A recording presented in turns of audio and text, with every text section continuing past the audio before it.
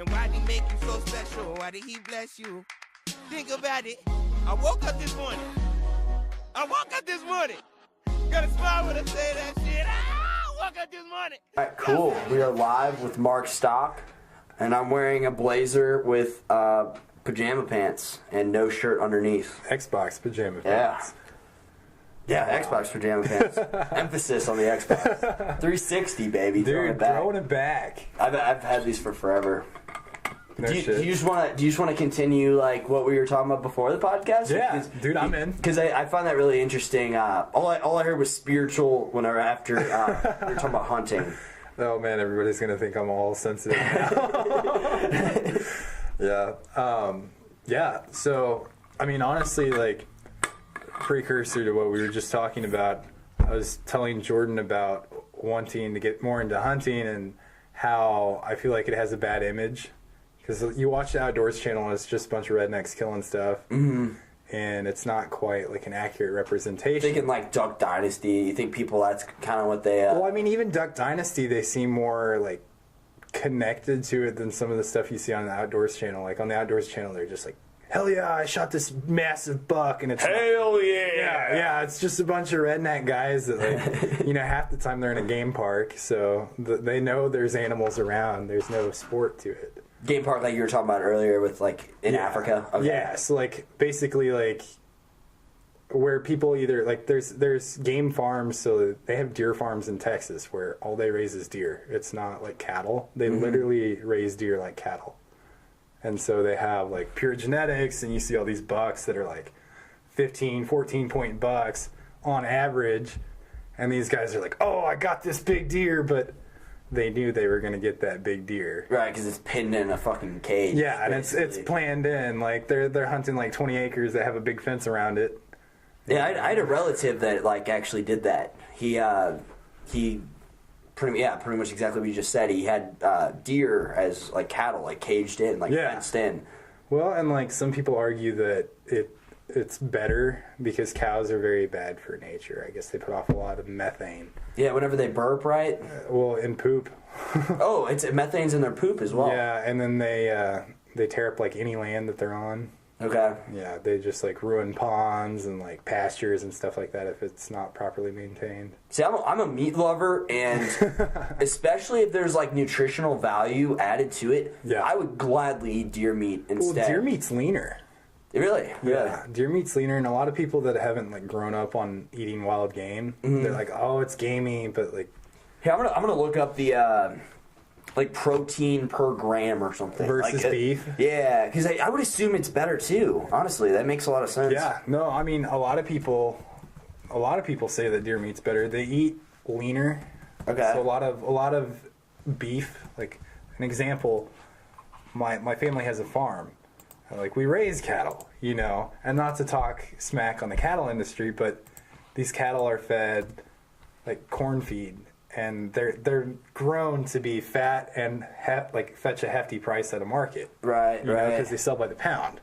Sell for the highest price. And so if it weighs more, they're going to make more. I've heard that. Do you know much about that? Like, I've heard corn-fed cattle are, like, notoriously bad.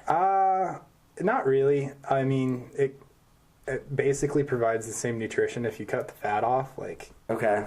But I mean, there's a huge push towards grass-fed cattle. Like, I have a buddy who's wanting to start a bison farm, actually. Really? Because bison are leaner. Wait, bison are the same thing as elk, right? Bison are the same thing as buffalo, but... Oh, you're right. There's no remaining, like, American buffalo. Mm-hmm. They're slightly bred in with cattle. Which is crazy, because if you look at this country probably 300, 400 years ago, that's all there was. Well, yeah. That's wild. Dude, there's a huge fur boom, and, like, these guys that grew up in poverty that knew hunting could go out and they could hunt, 200 head of buffalo and sell the hides and send them back east and make $10 a day, which, 150 years ago, $10 a day was a lot of money. Mm-hmm. They were wealthy off just hunting, but they didn't know that they were killing out the species. Right. So, unintentionally so, okay. Yeah, and a lot of people just blame it on the white people, but when there's a market for that, the Indians did the same thing. They wanted money too, so... Right. Like, they hunted buffalo for the hides too, because there's a market for it. Yeah, I wasn't really aware of that, because whenever I think back on the history, you're totally right. I think, like, honestly, what the image that comes to my mind when I think of like buffalo going extinct is white men running around ignorantly holding a shotgun in like one hand and a rifle in the other. Riding a horse. Riding a horse. Hell yeah! Boom, boom. Yep. Got some whiskey in the back. They want. Just cutting them up for the hides, but they were selling meat too. Actually, like, I think it was buffalo tongue, like just the tongues, fetched a high enough price that at one point people were just hunting buffalo for the tongue. What's the value? That's wow. Not sure, but they Just could make for the good tongue? money. Yeah, there was stories of like hunters going back and they're killing these buffalo and they're taking just the hides and the tongue and they were leaving the meat. I don't know how true that is. I mean, I'd like to see the For like facts. coyotes or something, just to finish off. Yeah, I mean, it's kind of interesting. Like, back to what you were talking about, like, earlier, like, the spiritual side of it. So you understand life more, and as horrible as it sounds, once you've taken it. So, Okay. like, my, like, first actual, like, animal that I hunted was a rabbit. And I mean, I saw this rabbit running because I, like, scared it out of this bush, and I was hunting with my brother who's hunted quite a bit. And I turned on the rabbit and I see him running and I shot ahead of him and he ran straight into the shotgun, like, shot, and it got him. And this little rabbit's laying there now, lifeless, and I'm like skinning the rabbit and taking the meat and stuff like that. And like I made use of all of it, Right.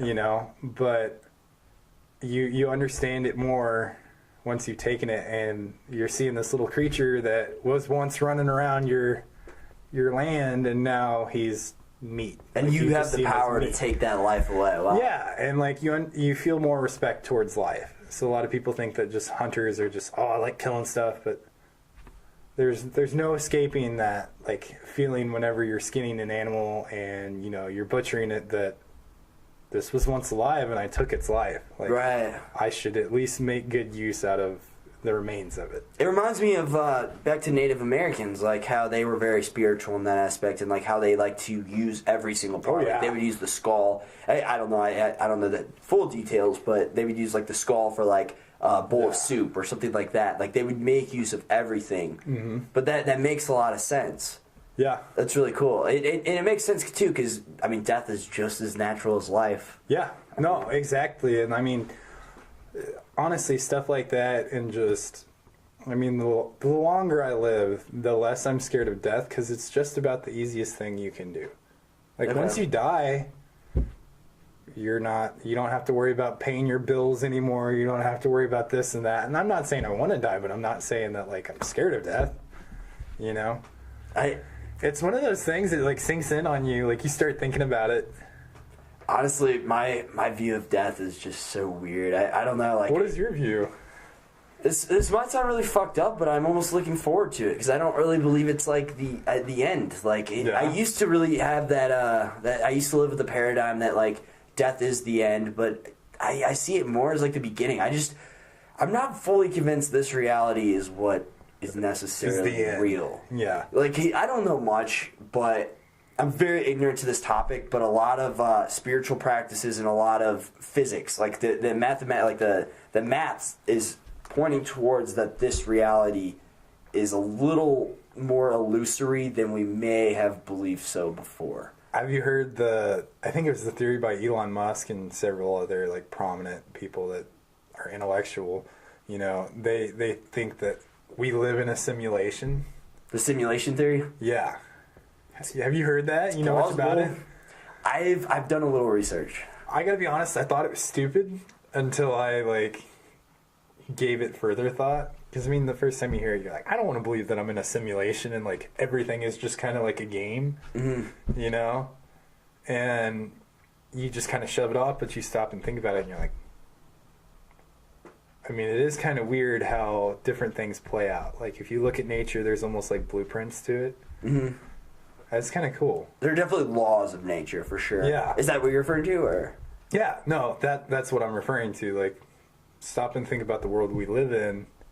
Everything has, like, little smaller puzzle pieces to it.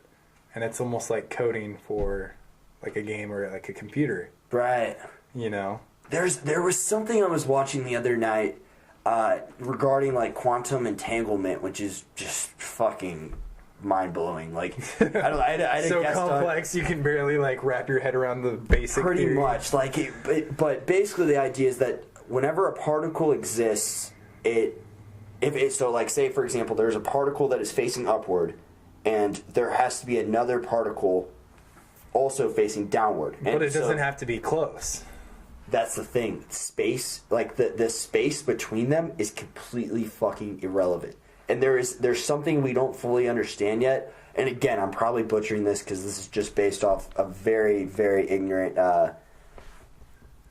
understanding of this. Like, I don't have a full comprehension of this at all to like be like explaining it to somebody else. But this is like what I understand so far. Yeah. So take it for what it is. Yeah, no, definitely. So there has to be an opposite. So like if it's like 45 degrees sideways this way, then the other one has to be 45 degrees sideways this way. Like they're always opposite, and they are completely like space is irrelevant. But the thing is, whenever you like you move one, the other one moves in the same kind of. Yeah. Like if I turn this one this way, the other one turns the same distance this way. Totally, yeah. Like they work off each other. And like I said, space is completely irrelevant. The space between them, or distance is probably a better word. Distance between the two is completely irrelevant. So like there could be something simultaneously existing over here and then on the other side of wherever. And the thing that blew my mind the most, and I think what they said was whenever you cut the quantum entanglement between these two, it distorts reality in a weird way. And whenever it distorts space-time in a weird way. So whenever you like cut like one thread through, this was like the visual example they provided. Yeah, visuals definitely help. Like it distorts space-time and this reality in a weird way. And then whenever you like eliminate it completely, space-time cease to exist whatsoever. That's crazy. So like we are all like existing in this quantum I don't know. Again, like I don't. Well, I mean, if you go back to look at physics, like I mean, I took a physics course in high school, so by no means am I any Isaac Newton on this subject, but they were talking about how people used to believe that time was the only constant. Okay. And what they found, and I mean, you know, there's probably people somewhere hating on this theory, but what they found is it's definitely not. They consider light to be like the measuring stick of everything. So they say that the speed of light is constant, and the faster that you can go towards that speed of light, the slower time goes for you. So if I were to like hop in a spaceship and you were to stay on Earth, your 4 years would be like 1 day for me if I was going close to the speed of light. And there's a way to calculate that. Wow. There's like equations for that, which is like why I kind of like, I said, you know, it's kind of weird because there's all these laws and things to nature that it's kind of like a video game, you know? True. If I push the joystick this way, my character is going to turn this way, you know? It's weird. It is weird to think like that on that topic of the simulation theory. Like, I don't know. It is really bizarre to think like this might not be the real thing. Yeah. But then it really brings up the question again: why the fuck are we here? Yeah. No, and I think that's like always the eternal question. I think that's the driver of like human behavior. This curiosity. Yeah. I was listening to, I mean, ironically, another podcast by a guy named Steve Rinella. Okay. He's like, I'm putting him in the show notes. Dude, he's honestly one of, I mean, this goes back to hunting. It's something that I really enjoy. There's different lessons that I've learned from it. But Steve Rinella is like an avid conservationist. He's this wonderful hunter that like, he's well educated. He's got a master's degree in writing from like the University of Montana. Okay. Like he's very educated, even just listening to him speak. But he was talking about how, where was I going with that? He was talking about how like everything is very efficient. So like you look into nature and, you know, an example of this is like The very first time I went dove hunting, I shot a dove, and it fell into a soybean field, like right next to me. That was like on the property that I was allowed to hunt. But for the life of me, I could not find this dove, and I felt so bad because, you know, I killed this dove. Oh, and you just felt like you wasted its life? Yeah. Because there was no use for it afterwards. Yeah, exactly. Like, I didn't utilize this, but... Dude, you weren't even thinking about the soybeans lost. Right? Terrible person. Stomping all these soybeans. My dad's just, like, over here crying. No, I mean, my brother was talking to me about it, and he's like, yeah, so... It sucks because, like, you never want to take a shot where you know you're either going to wound it and not be able to find it or something like the other. But nature has a way of recycling things and, like, making use of energy. And so I shot that dove, but I can almost bet you that dove was food for a coyote.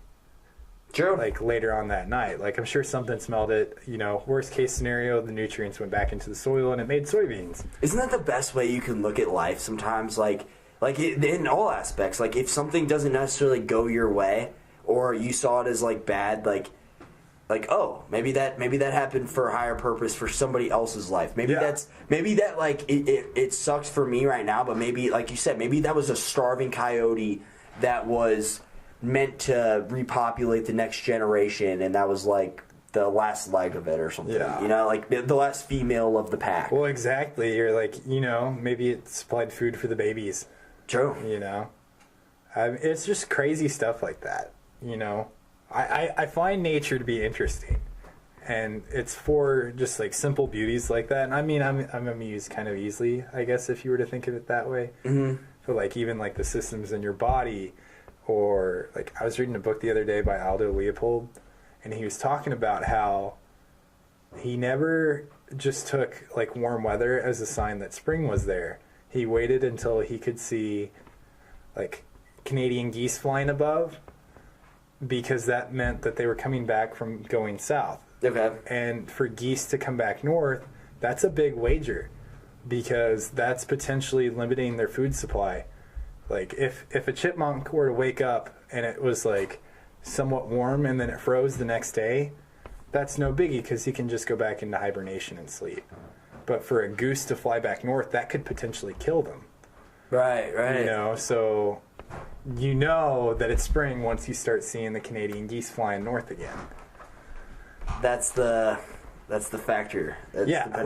These geese inherently know that it's time to go back. And then they serve this purpose over in Canada for food or whatever it may be. Yeah, they're heading back north because that's where they like the weather and they have access to food. But if they didn't have access to food and things weren't growing, which is like for sure spring, then they wouldn't go back north because otherwise they might die. Okay. Like the reason they fly south is because it's more hospitable and they can find food. Right. But to go back north would mean that they think there's food up north again. And it's crazy that they, like, innately know. Yeah. They're just like, all right, this is it's my first time ever doing it, but right. I just know. Everybody else is flying north. I guess I need to, you know. Yeah, you think it's kind of a following thing, or you think it's just kind of built into their psyche, like built into their genetics? There's a lot of debate on that, honestly. Really? So there's the people are like, oh, they can be that intelligent. They got these tiny little heads, like their brains are small, but I mean, they're smart enough to know when to go back north. And I think it's kind of interesting, too, because as people, the reason that we're the apex predator is because we can look at all the other predators and all the other animals, and we can pick out the pieces that they do really well, and we can learn from that. So, like, our ability to believe that, you know, since the geese are flying back north, it's spring. Like, let me plant my crops. You know, that kind of thing has increased our ability to survive. You know, and like Steve Rinella was talking about how he was hunting one time and he saw this elk. He was like on top of this ridge looking down over like the mountains with his binoculars looking for elk, and he found this elk, and it was like this really pretty bull elk, and he's like, you know, that's the one I want. That's big. That's going to be a lot of meat. Like it'll be a good hunt. Like I'm going to go after that one. Mm-hmm. And he realized that this wolf that he had seen was hunting that same elk. No shit. Yeah, and so he was like watching the different patterns that this elk was doing, and this is Steve Rinella, or it was one of his guests, but they were watching the different patterns that this wolf was doing, and this wolf So wait, was he had it like recorded? No, Just, he like, didn't record it, but he was hunting and he was just like taking. Oh, so he's just telling the story based off memory. Yeah. Okay. Yeah, he's telling the story based off memory, and he's watching this wolf, and this wolf is paying attention to where the wind is, and so he wants to be downwind from that animal so that that animal doesn't smell his scent.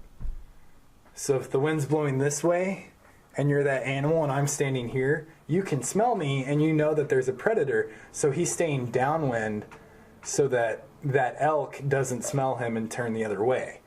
And like this is the same thing that hunters do, and like hunters learn from that, you know. And so he's watching this elk too, and this elk, or not this elk, but this wolf is taking similar paths so that he can cut off this elk without the elk seeing or smelling him. And this is like similar paths to what Steve is wanting to take. And so he's like, oh my gosh, like I am hunting next to this fantastic predator. Like this is amazing that this animal knows to do this, you know? So for people to think that animals are unintelligent, they're crazy. Oh, absolutely. You know?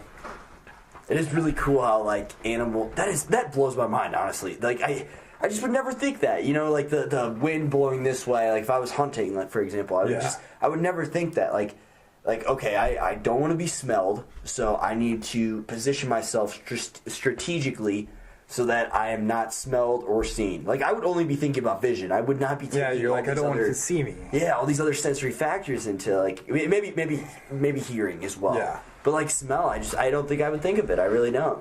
Yeah. That's wild. Well, and it's pretty crazy too because it might have been the same podcast, but he went on to explain that, you know, all these people are like, oh, like these elk are always in the spot that like is almost impossible to get to.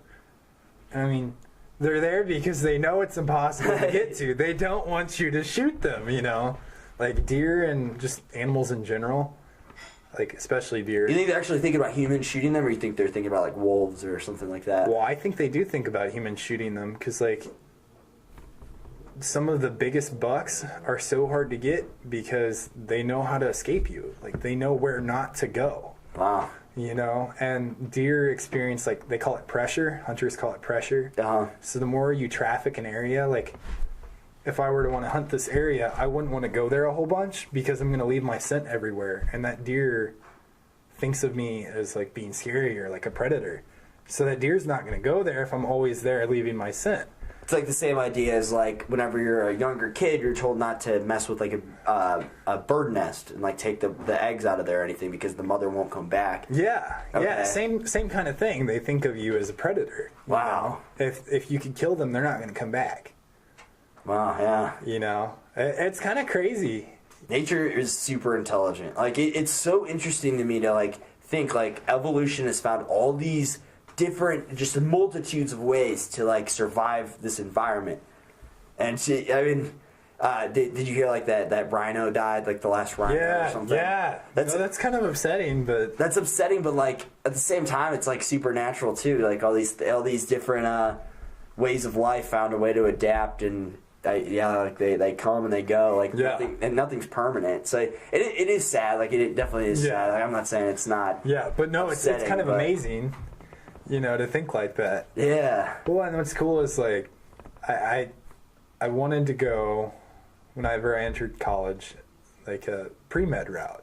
Okay. Because I find science like very, very interesting. You know, instead of thinking, wow, like that's really pretty. Like I enjoy doing this because it's fun. Like I like drinking. I'm more of like the person that's like, I see the beauty in all these little connections and all these little processes. So like an example of this is your body's immune system whenever you get cut and it like discovers that there is like a bacterial pathogen that's trying to enter that wound. It has like all these different processes and a special order that take place to like, one, patch the puncture or the cut. Two, they send like these things, I think they're called cytokines, and they fight this bacteria at the source so that it doesn't spread throughout your body. And like all these little processes take place, and it's amazing. So it's like a myriad of ways to like attack this one problem. Yeah. And this one potential threat. They do it in a specific order because that order is the most efficient at limiting the damage. Wow. Yeah. Dude, that's insane. And it's pretty cool too, because like the reason that like a computer virus that goes onto your computer is called a virus is because it works the same way. Okay. So like a virus is dead. I mean, it's not alive. Uh-huh. I don't know what words you would use for it, especially like I'm not an expert, but I have like a basic understanding of it. But what it does is The way, hacks. sorry to cut you off, but viruses, like the way they look, it's just so like robotic. Yeah. You know, like it's Well, and they work kind of robotically too. They invade different cells and they like take them over. oh. And And then they produce more viruses, yeah, right? and they spread throughout these different cells. It's such a weird thing that exists, and it's not Yeah. even living. Yeah, and it's really cool too because like your body fights it with different cells as well. Than it like, would like a bacteria. Yeah, if there's like bacteria, like specific types of bacteria, and like it's kind of cool because they have something called an APC. It's an antigen presenting cell. Okay. And from my understanding, and it's been a little bit, but it goes in and it like rips this bacteria apart, and it displays that bacteria on the outside of its cell, Okay. and it like shows this bacteria to another cell, and that cell goes back and it's like a memory cell, and it comes back, and that way it knows how to fight that specific bacteria better from shredding it. Oh wow. Like your body's genius, That's crazy. you know. And what's even cooler is that some of the best inventions that we take for granted, like Velcro, Uh-huh. that came from looking at the human body. Like Velcro Did it really? Yeah, Velcro came from the idea that like your muscles, the way they attach Uh-huh. is they extend and they have these little hooks and they latch on and then Uh-huh. they pull to shorten. Okay. So Velcro uses little bitty hooks, you know. They're just little plasticky formed hooks, and if you pull hard enough, like the hook kind of misforms and it comes off. But it's the same concept for your muscles. It seems like a lot of like some of the greatest, especially the simple, like the really just simple inventions out there. They derive from like nature, Yeah.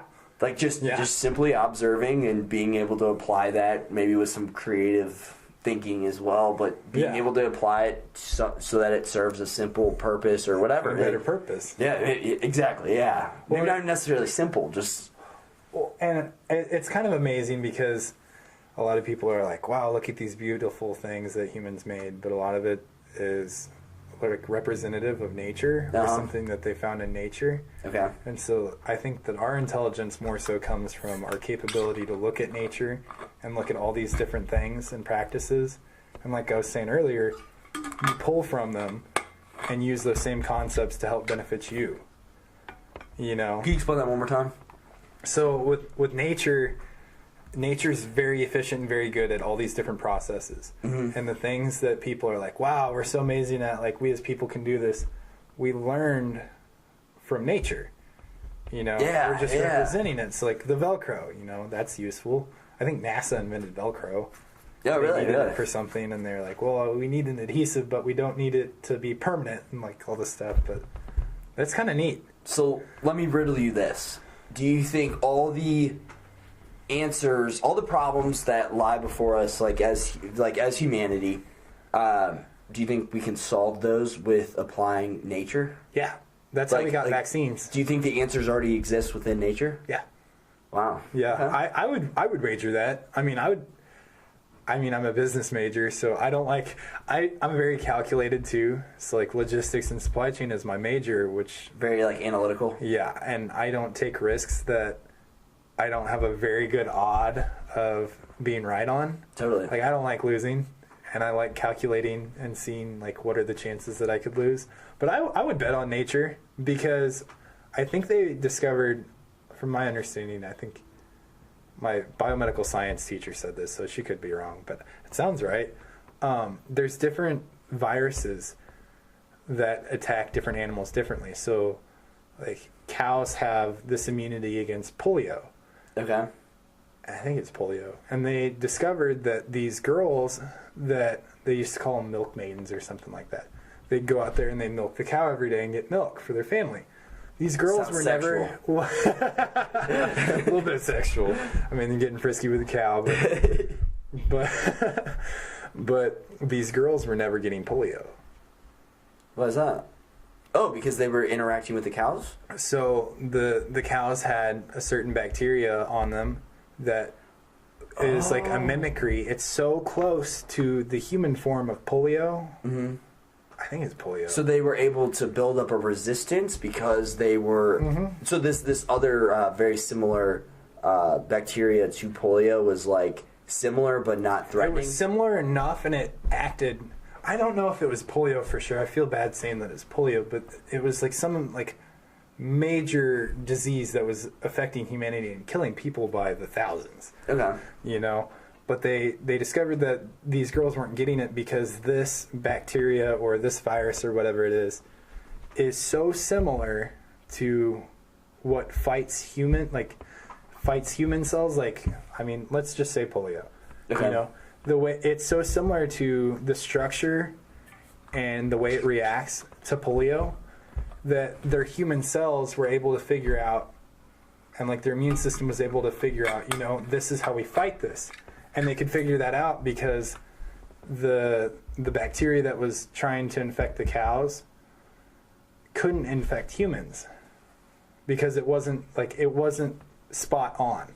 That's genius. That's awesome. So like, you know, if you were to take like a circle and you put one line here and it's like a little short line, the cow version was just like a little bit shorter.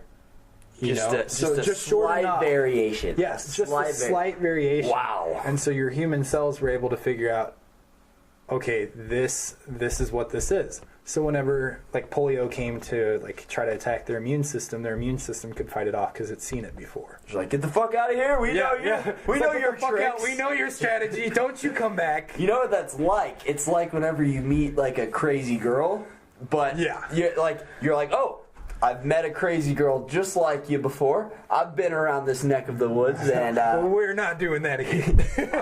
I'm not falling for your tricks, witch.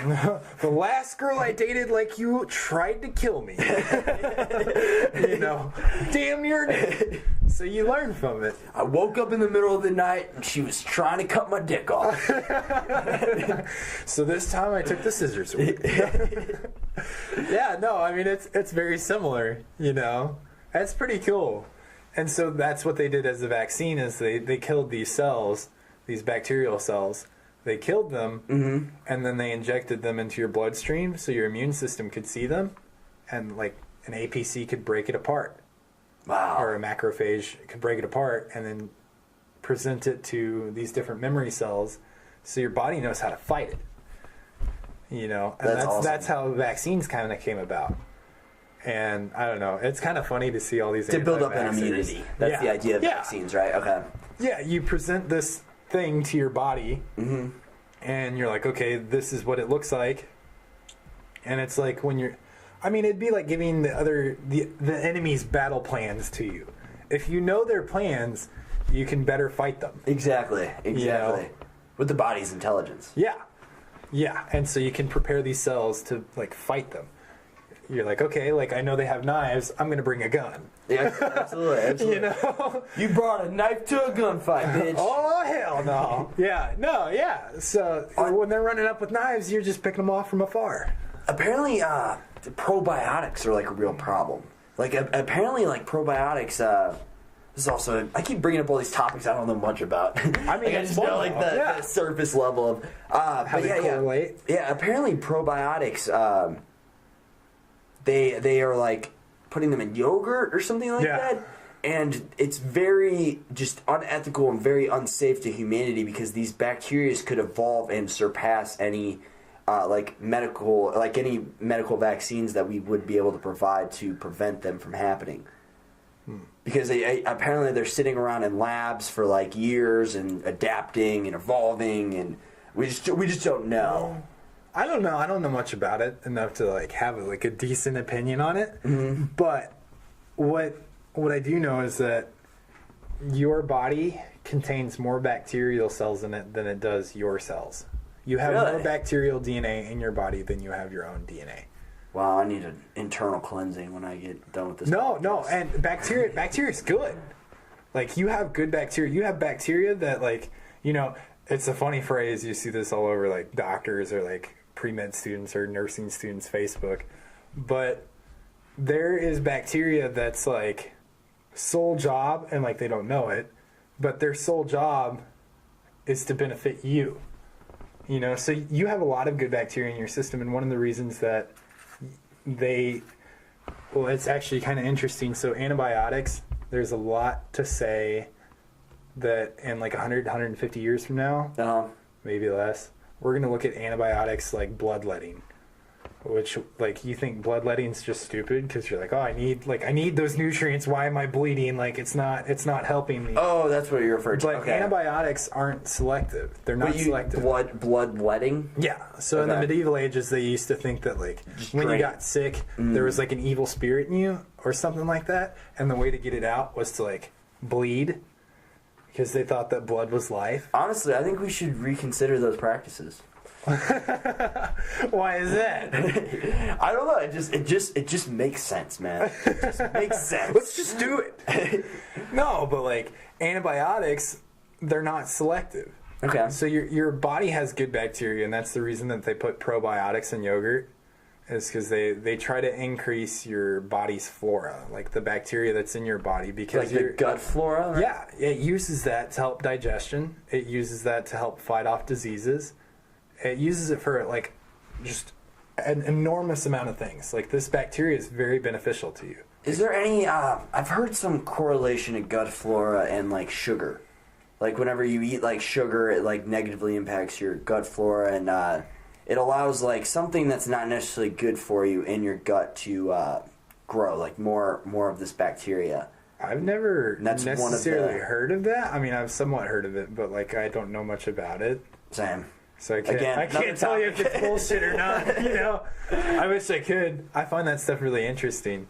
But, like, the reason they think antibiotics are bad is, one, and I'm going to call out my roommate for this because it kind of pissed me off. If you don't take antibiotics, the reason that doctors give you so much antibiotics whenever you go and you need them, like if you have a sinus infection, you just can't get rid of the sinus infection. You might take your antibiotic for 3 days, and you have like a 2-week supply, and you're like, oh, I feel better, I don't want to continue to take this antibiotic. You should not do that, because the antibiotic is designed to kill all the bacteria in your body. Oh. Now, if you don't kill the bad bacteria that infected your body, the stuff that remains and survives, it has its own adaptation to like an immune system. It looks at that antibiotic and it slowly figures out how to fight that. And that's how you get these like super diseases like MRSA, like C. diff. This is a product of people not continuing to take their antibiotics and also using like antibacterial soap. You don't need antibacterial soap. You don't need to kill all the bacteria that's on your hands. The objective is not to kill all the bacteria. It's to get it off you so that you're no longer infected by it. Because your body can figure out how to Really? fight it So later. soap isn't actually killing the bacteria. It's just getting it off. It's just cleansing your hands of it. Okay. Soap is an emulsifier, which basically means it helps remove stuff. Okay. And it like pulls it up. Emulsifier. Yeah. And so antibacterial soap, it kills all the bacteria and it removes it. But if it doesn't kill all the bacteria, then that bacteria now knows how to fight that antibacterial soap. Or it slowly figures it out. It's evolution, you know? Mm-hmm. We're not just going to be able to kill off all this bacteria. You don't want to, like, try to kill off all these invaders. You want to try to, like, figure out how to not have them invade. It's just an unrealistic approach. Yeah, because there's trillions and trillions and trillions of bacterial cells in your body. Yeah, that is kind of a convoluted like idea that I've always that's exactly what I always thought. I wash my hands every single day, multiple times a day. And wait, no, I'm just kidding. I don't do that. But I don't wash my hands after I pee. But like the entire time, like literally my entire life, I thought I was killing the bacteria on my hands to cleanse my hands of that. Yeah, but you were like, you might have been because it was antibacterial soap, but it's almost banned now. Like, very few companies make antibacterial soap anymore in comparison to 10 years ago because this kind of information has come out. You know, but the reason that you take those antibiotics to the end is that if you're going to take an antibiotic and you can't get well because of any other reason, like you have to take that antibiotic. You want to kill all of that bacteria, because if you leave a straggler, I mean, it's the same way with like a battle plan. You know, it's that surviving bacteria is like a spy. You know, it's slowly going to like replicate, and then you have more bacterial cells that know how to fight that antibiotic. So next time you take that antibiotic and you're sick because you have a sinus infection, eventually you're not going to be able to fight that off because that bacteria knows how to fight it. You know, your weapon is no longer useful. So the idea is to continue taking antibiotics or not at all? Or to continue the entire time? If you have to, take the entire prescription. Okay. Because otherwise you're like supporting the enemy, you know? Okay. Because the next time they come back, they know how to fight you. Because they've seen that antibiotic before, like, they know how to fight you. It's kind of like what we were talking about earlier with, like, your body using that information against the bacteria or against the virus, but on the opposite end. Well, and that's so it works against what evolution is, you know? Like, if you don't learn, you die. Right. And it's the same thing, like, if you wanted to explain it to a football player, you know, you watch the other team's footage of, like, their football games so that you know how they play, and you better know how to play against them. I like that spy example you used, because that's kind of similar with the applying that spy to the football example. Yeah. No, I mean, I never played football, so there's a lot of guys that know me that are gonna be like, "Fuck you! You don't know about watching footage." But you don't know about those long hours, right? We don't know. 2 days, man. 2 days. I almost died. You know, they got heat stroke, man. They got some coach that's like, "It's 100 degrees, but you guys are pussies because you're not running." You know, like I used to have to do 3-a-days for college soccer. Shit sucked, man. 3 days. 3-a-days. We'd get up and do. I don't even remember what it was at this point. It was for preseason. I think it was only 1 or 2 weeks of doing this. But we get up at like 5 a.m. and then go. I think the morning was. I want to say the morning was fitness. So we'd start off the day by fucking running like a shit ton. Right. And then the second part was like technical training, and then the third part was like scrimmage. That's pretty cool. Yeah, not really. Until you're having to do it, you're tired. Yeah. Until you realize that the human body is not meant to play soccer 3 times a day. Like, it's just not. Right. You're like, 6 days a week too. So like, tired of running. Fuck that. Dude, it's funny though. There's definitely a balance. You know how we're kind of like talking and making fun of like, you're a whip if you're not running in 100 degrees. Like, yeah, you're kind of tough for running in 100 degrees. But I had a track coach in high school.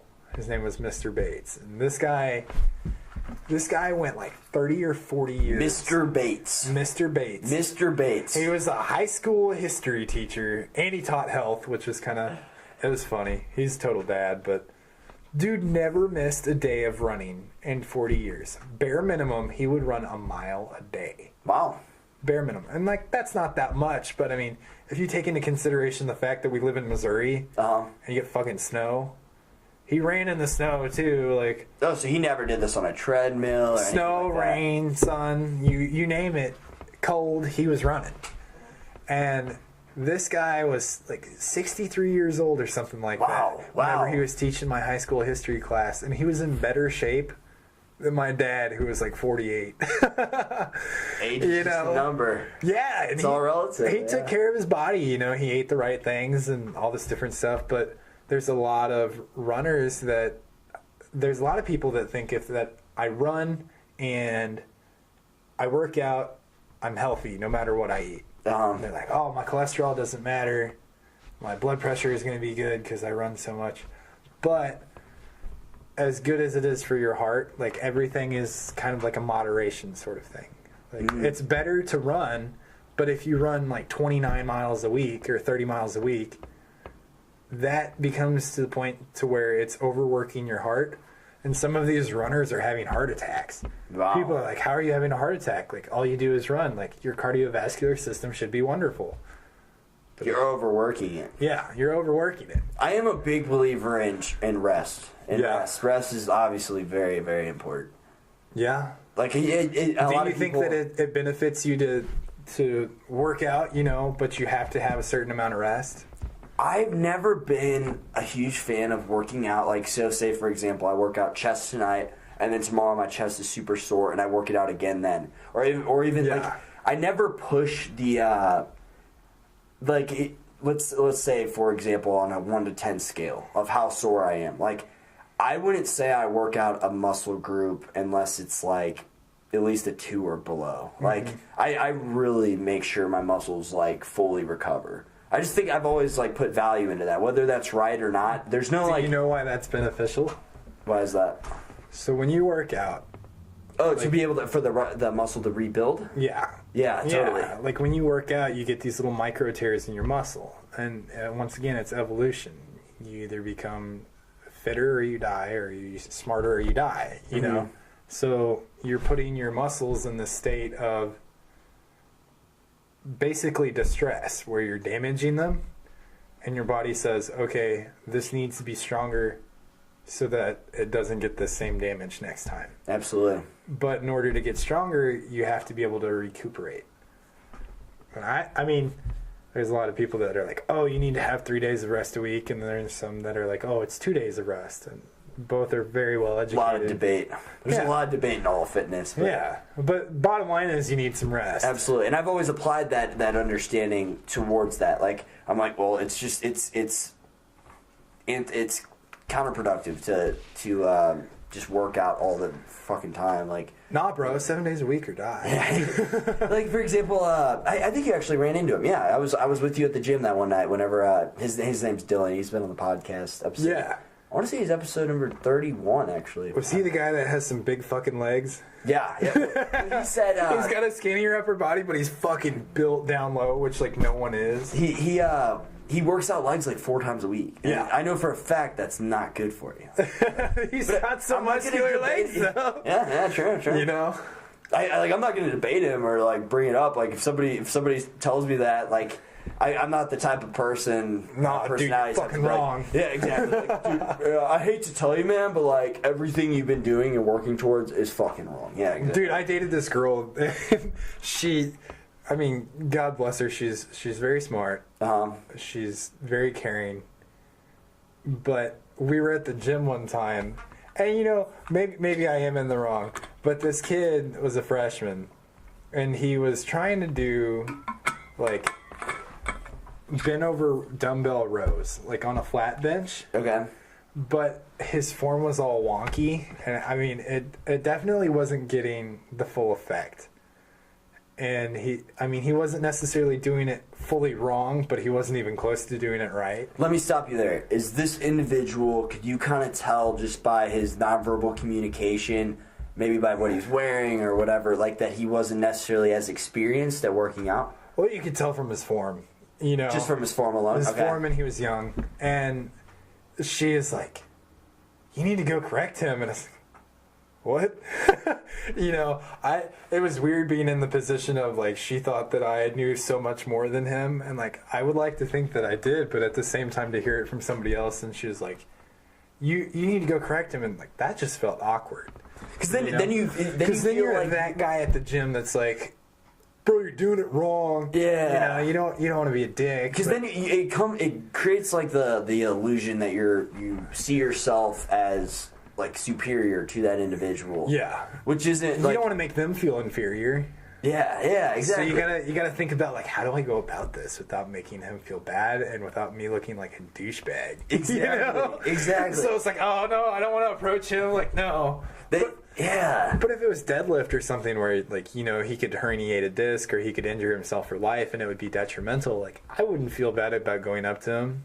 But you can make where do you draw the line? Yeah, you can make the same argument with, I don't know, I feel like you would need to approach that if you decided to, like, act on that. You're like, hey, man, I just want to let you know, like, I'm not trying to be that guy who tells you, who tells you how to do anything or anything. But you could potentially injure yourself. Yeah, exactly. Like, I have your best interest at mind when I tell you this information. If you want to use it, or if you want to tell me to go fuck myself, like, either one's fine. Like, honestly, if you want to call me the gym douche, then you can, I suppose. If you want to flip me off as I walk towards the water fountain to actually, Actually, you could just do it to my face. To go mix my pre-workout and flex my muscles in the mirror now. Right? Do more stuff that's probably bad for me, but I told you that's bad for you, you know. Being a hypocrite over here. Yeah. All right, I'm going to go critique that guy over there in the squat rack. Your form's good now. I'm going to go yell at him. Yeah. I'm the personal trainer without being paid. I wear a whistle to the gym just to correct people. This douchey string, like, bro tank isn't for me to show off. It's so you guys can understand that I know what I'm doing. It's for credibility purposes. It's for you. You're welcome. It's for the girls so they can see my lad. I had a buddy in high school, man. I played high school soccer with this dude all 4 years, and not to toot my own horn, but I bet most individuals in our class would agree that me and him were the most dominant players on the team. Yeah. Well, that was literally just me flexing. I did not need to say that, honestly. But actually, I'll go off of that. So we established a pretty good bond because we connected on the soccer field. Yeah. So I didn't need to say that though. But this individual, he was not Fake lat syndrome. no, he had like big fucking lats, but nothing else was big. Like he's a skinny guy, but like. His lats were just massive. Do you think he was just like genetic like that, or do you think that was his favorite muscle group to work? I think a little bit of both. He did tell me that his workouts involved just lats. I mean, it kind of goes back to your buddy Dylan that only works out legs like 3 or 4 days a week, you know. I guess we all kind of have that same thing, so I can't really criticize it too much because for me, my chest has always been like a naturally like kind of weak point. Like I wish I had big pecs like a lot of those guys you see at the gym. Oh yeah, totally. And I've come to the conclusion that, you know, I work out a lot and I've seen some growth and I'm happy that I've seen that growth, but I'm just never going to be that guy with big pecs. Totally. But when it comes to back day, inexplicably, I love back day. And I couldn't tell you why. Actually, I could probably tell you why. I was told whenever I was younger I couldn't play football because my tailbone was like, I was born premature and my tailbone was underdeveloped and thin. They told me I wouldn't. Yeah, they told me I couldn't, so I fucking did it. You know, I was told I had a weak back, and so it's like, fuck you, you know. So I would work out back, and whenever it came to back, I had this vengeance, I had this goal, I had this drive and motivation. I love it. You know, and so I used to have a weak back. But now I can deadlift the shit out of 450 pounds like it's nothing. Hell yeah. This big, thick, muscular-looking guy struggling to do 300. Hell yeah. And they're looking at my skinny little ass, and they're like, how the fuck is he doing that? It's because you got this motivation, you know? You have this drive that you wanna accomplish this for some reason. I wonder if that's what his was, or if it was just genetics. Because my friend is really good at chest, and he looks like he'd have a good back. Right. But the dude is not fucking strong at all on deadlift. He's doing like 190 and he's struggling. And he gets so frustrated. But some people are just better at some things. It must be both. It must be a little bit of both. Maybe he likes it because it's like so dominant, you know? No, he was totally like the type of guy that liked to be like viewed as Mr. Still kind of is. Yeah, we'd always mess with him because he'd always wear like super tight like Under Armour shirts and whatnot. Right. And he was always the guy like to like be perceived as like the alpha. You know? So we always fuck with him. But good guy. You still love him. Yeah. It's fun to fuck with him. And but at the same time, I met this guy at the gym one time. Only met this dude once, but he had skinny guy, super skinny guy. But literally, I don't want to say the biggest calves I've ever seen, but like fucking huge calves. I'm hella jealous. Like so unproportionate. Dude, I cannot grow my. They say it's genetics. My sister is a PT, and she's like, "Oh, it's genetics." And really, calves are that much genetics? Yeah, you really can't grow them. Really? You're kind of given what you're given.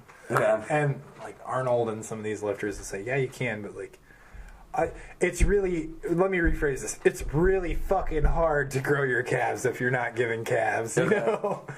I mean, I just. My family's genetics, they're Belgian, they're all tall. All the men in my family are above 6 foot. Wow.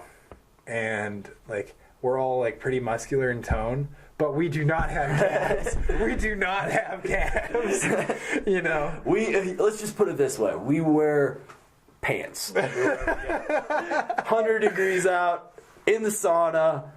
It doesn't matter. Dude, I gotta be honest, I like winter purely for the fact that I wear pants. You know, when I meet somebody new, they're not like looking at my tiny little ass calves and like my like snow cone looking body because I got these little bitty calves and I got like a decent upper body. They're like, you skip leg day? I'm like, it's like, dude, look at this video of me deadlifting 450 and just shut up, man. fuck off. Yeah. Stop, seriously.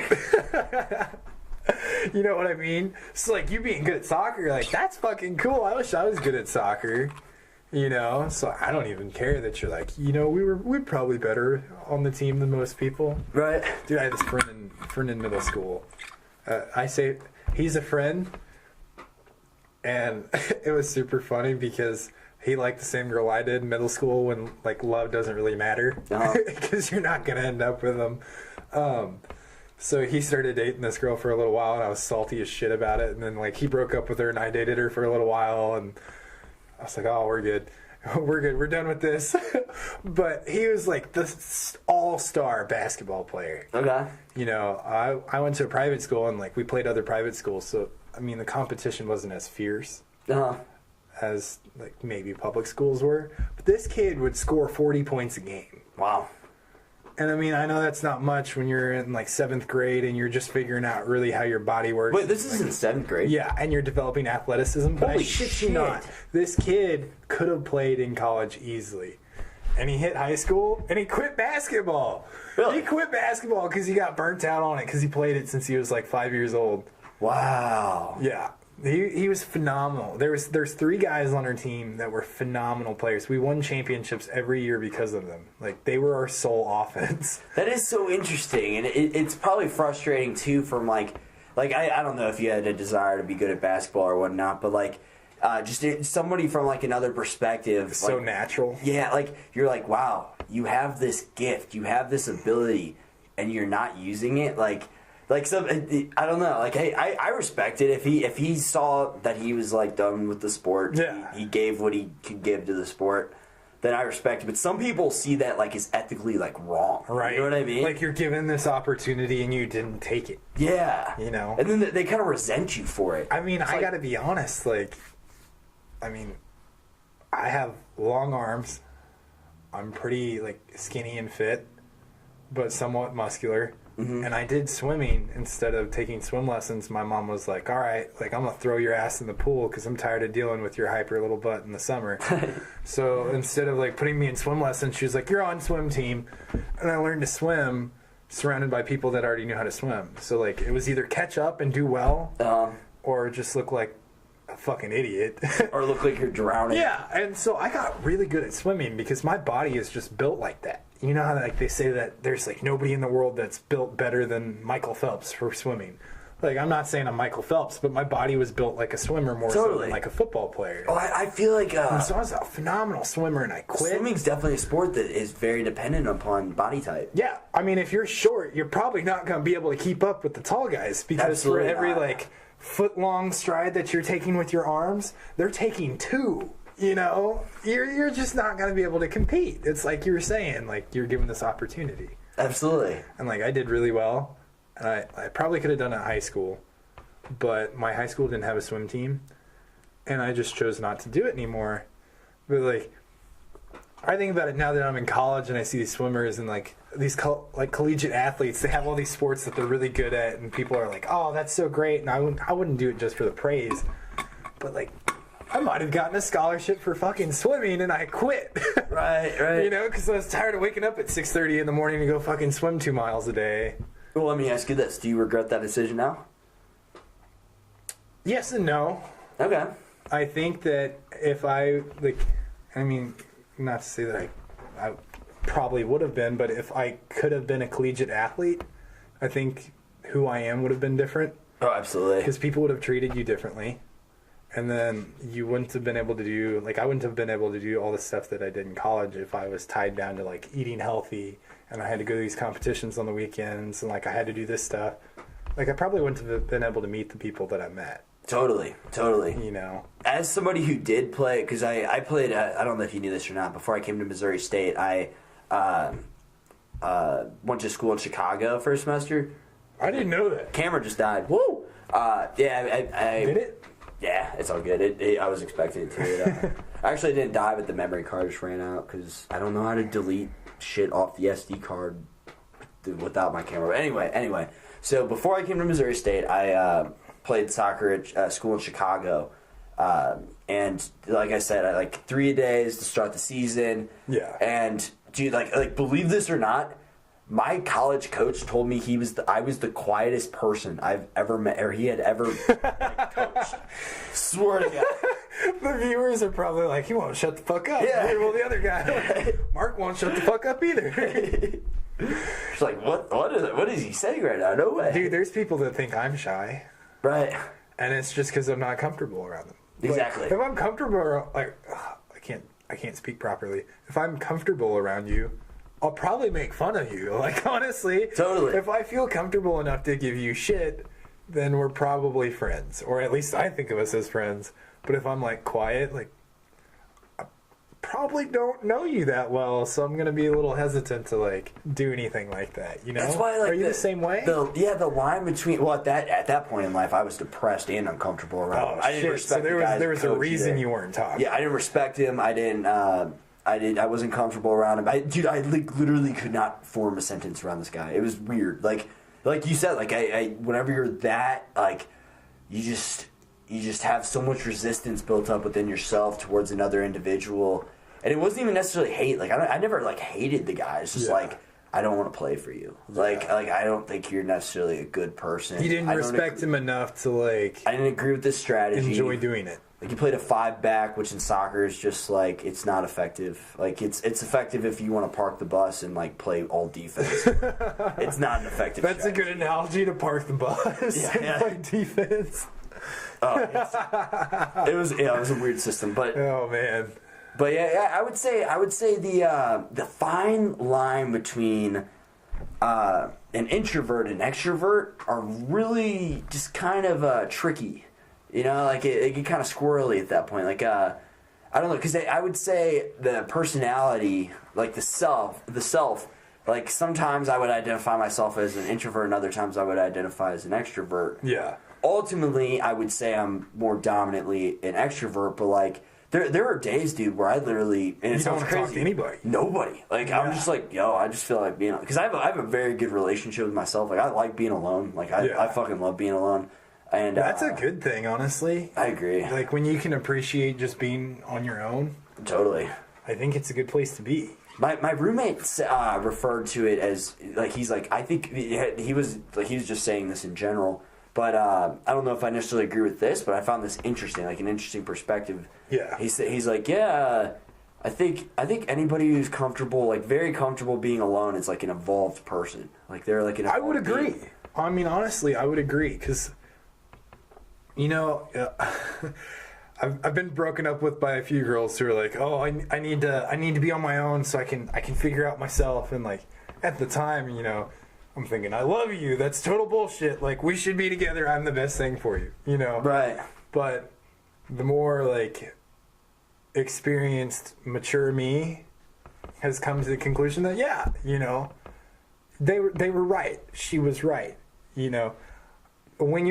When you start to become comfortable with yourself, I think is when you're most beneficial towards your other person, your significant other. A relationship. Yeah, because you're no longer relying on them and their attention or who they are to make you a better person. Which if they do make you a better person, that's wonderful, but you're not reliant on that. Yeah. If you're both if you're both doing well and you come together, people commonly call it a power couple. And that's just because you're great on your own, but you're better together. Totally. And I think that when you're comfortable with yourself is when you can almost become a power couple, or that's when you're probably going to do the best in a relationship, is because you're not reliant on that other person. Because when you're reliant, and like say you want to feel good about yourself, and that other person makes you feel good about yourself. Otherwise you don't.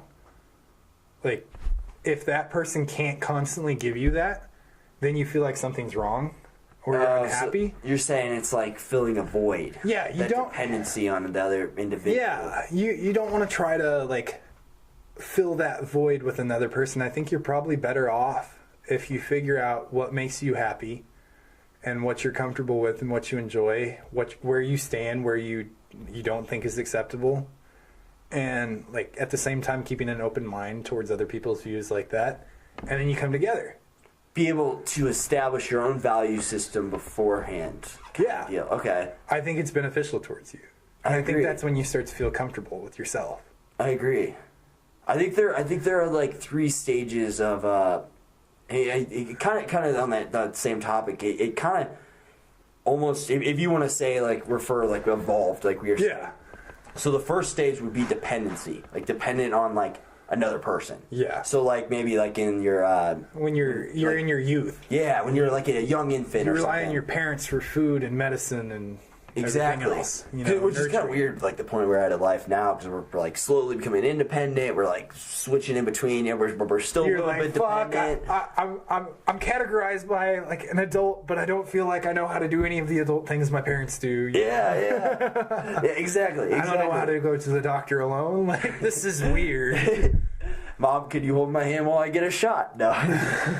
But I would say I think the first level that you need to establish is dependency. And then at some point you start to slip through it into the more independent. Yeah. And once you can establish your own independency, a healthy relationship would be 2 independent people coming together to become interdependent. Yeah. And that'd be like the 3rd stage. I think I agree, because you need to obviously there's going to be some dependency in any relationship, but you're totally right, because then there's no way that's going to be a healthy relationship if somebody's always filling that void. Sometimes I think I completely agree with what you're saying, and this is kind of going off of what you're saying, like that slow evolution throughout life of becoming like a child to an adult, or like, I mean, some people would say a boy to a man, you know. I've always found it kind of interesting because, and I'm going to use this analogy again. I think analogies are great for helping people like visualize a concept. You know, my past relationship, I was like, she said, I had a hell of a time getting her to date me, because this girl was so independent and she was so used to being on her own, and she just like, she didn't want to potentially compromise her friendship and all this stuff, because she knew that if we like were to date and break up, we probably wouldn't be friends anymore, because that's just kind of hard. I mean, props to the people that can do it, you know. But she was very independent, and she was very comfortable with herself, or at least she thought she was. Okay.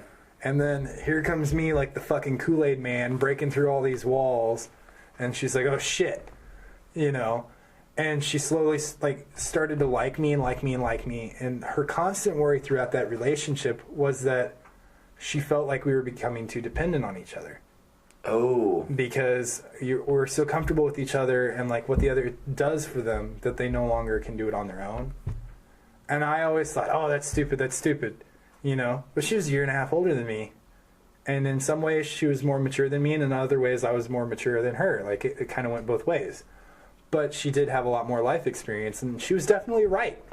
You know, we were becoming dependent on each other. That is it. And it's very hard when you break up and you're dependent on the other person, and you're so used to it, because all of a sudden you feel like a different person because you don't have that person to rely on anymore. And you feel like very empty. Yeah. Very alone. Like you lost a piece of you because you filled that void with them. Absolutely. And so I thought that I was comfortable with who I was. And maybe I was, you know, maybe I was where I needed to be, like as a person-wise, but I just wasn't experienced enough in life or relationships to know I need to look out for this. I shouldn't become too dependent on them. Like I need to have things that I just do for myself. Absolutely. And that I do on my own, so that you can retain who you are. You know, it's like locking away a little piece of you so that you always have that. Dude, that's a really interesting perspective, yeah. Because I mean, I went through kind of depression after her, because I mean, she did the same thing. Supernatural. Yeah, and like you're bouncing off of that, and honestly, I wouldn't be the person that I am without that. Without the depression? The depression and that same experience. Because like we were talking about the other day, like you have to have that contrast in order to learn. Okay. So like, because I was depressed, I know how not to be depressed. And because I was depressed, I looked at the reasons why I was depressed, and I thought, well, how can I avoid this? Like, why do those make me sad? You know, you keep asking why, and like you look for the source. And once you figure out that source, you figure out how to not do that again. It's learning from your mistakes. Yeah, and so you learn how to be your own person. So like, this sounds stupid, but I never would have gotten into hunting if it weren't for her, because I was so comfortable just constantly being around her and doing stuff with her that like I was no longer exploring who I was as a person. I was happy with who I was enough to just like stay in one spot. So you got complacent. Yeah, that's the perfect word for it. Like in result because of your relationship with her. Yeah. Okay. Yeah, and I think that's dangerous.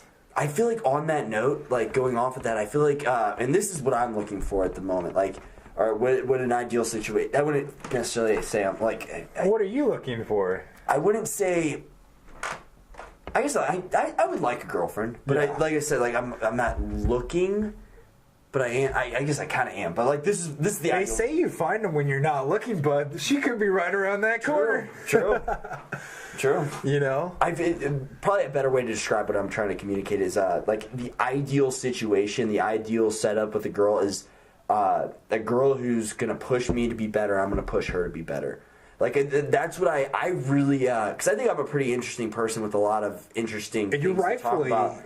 to feel like that. Like you should feel like that. Totally, and I think whenever I like really feel an attraction towards a girl that I like really am gonna like, I think I could take her to new limits. And Yeah. ideally speaking, I would like a girl who can take me to new limits as well. Yeah. Like let's just see how far. And we that's can not grow even together. selfishness, Not you at know, all. because yeah, you want to benefit from it, but you think you're beneficial to her too.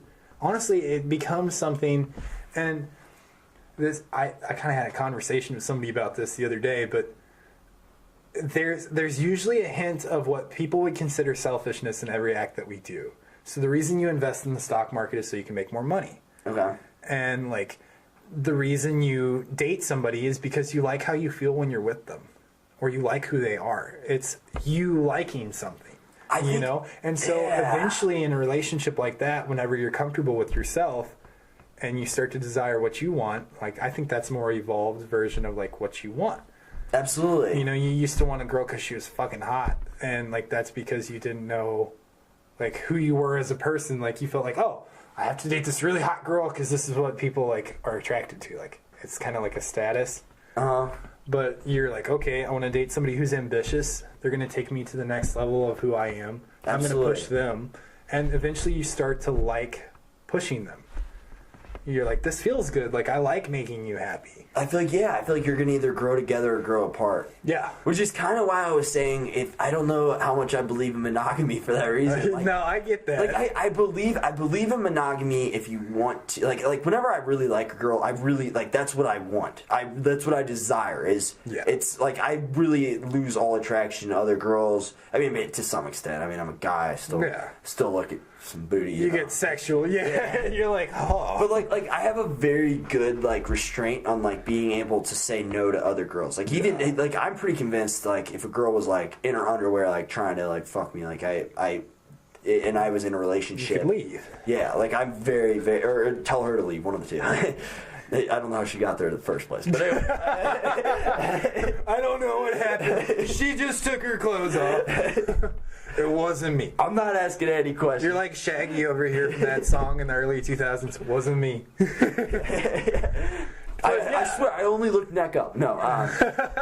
It was just a face. She had a pretty face. Great eyes, great eye contact. But she, I have really good restraint with that because I would like to practice monogamy, but off that topic, like I don't really. You're afraid that you're going to limit yourself. Well, what if you get in a relationship?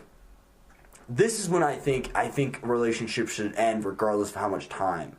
and this might sound kind of shitty to say, and I think some things need to be like worked on. But I'm anxious to hear it. I think time has some relevance. So, like, let's say you're dating a girl for 2 years, and you guys start growing apart, and you guys start really going in different directions, not seeing eye to eye. You start arguing a lot more. I think dude, you just described my last relationship. and like, obviously, there needs to be some work towards it. Yeah. And that work would probably depend upon how much time and how committed you were to the relationship and how it was. Do you think it should be that way? Like, even if it's like 16 years and you guys just happen to become different people, because whenever you started that relationship, you were 16 years younger, you're not going to be the same person. No. You know, like if you follow your curiosity and keep trying all these new life experiences and stuff, like, I do think you're going to grow apart from some people. And if you happen to grow apart and you become different people, I think there needs to be like a mutual like understanding, like, hey, you know. I mean, I'm going to play devil's advocate here just because I want to hear your opinion. Absolutely. Do you think that capability to work through it and still stay together and love each other is like what makes monogamy like appealing or beautiful? Like, you think, oh wow, we can work through this. That's beautiful. Absolutely. Or do you think that it's, you know, some people just should, like, they were great while they lasted, but they should just not be together anymore because it's better for both of them? Because I kind of think it's both ways. I would say, I think a good thing, especially if it was a good thing, and I mean, not everything that's good is only temporary. And to some extent, whether that temporary satisfaction is going to be 3 months or if it's going to be 16 years. I don't know why I keep going to 16, but... That's a good number. Oh yeah. Oh, yeah. Was it your soccer number? It wasn't, but close. Maybe being able to drive. We'll just go with that. But right. That's a good age. I think a good thing needs some work, and you might grow apart, but I think you should be able to try to work through that. The goal is to grow together. Absolutely, but at some point there also is a time to say goodbye. I get that. It depends. I mean, it's very subjective to every appreciate experience. the good times while they lasted, but it is relative to the experience of absolutely where you're at. Like if it's like if you're harming each other, like you're harming each other's growth, I feel like that would be the breakaway point. Absolutely, absolutely. I think where a lot of people struggle, and I mean I might be wrong.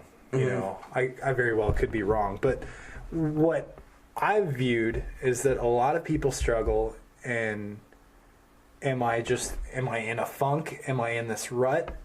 Am I just thinking this because, you know, I'm just in a weird place mentally, but it's only temporary? Or am I thinking this because this is the actual case?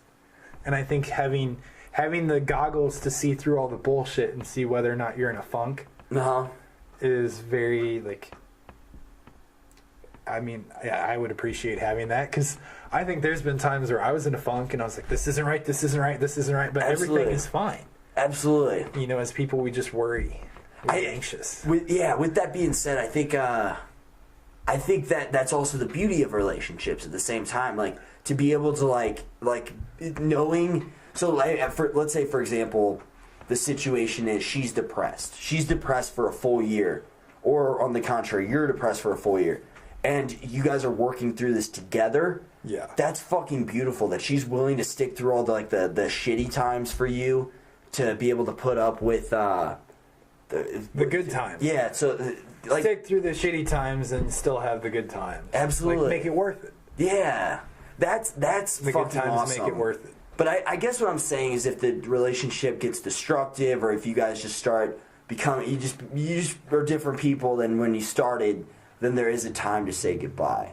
And again, it's super subjective to the experience, but I think there needs to be some work regardless. Like, you need to at least attempt to, because not just chase the highs, because that's the same concept as like being a celebrity. I always thought would kind of suck in a lot of aspects. Like, everybody knows your social life and whatever you do. Especially if you're like a celebrity that like was big for like 2 years, and then you get a girlfriend, and then you lose your credibility, and then she just...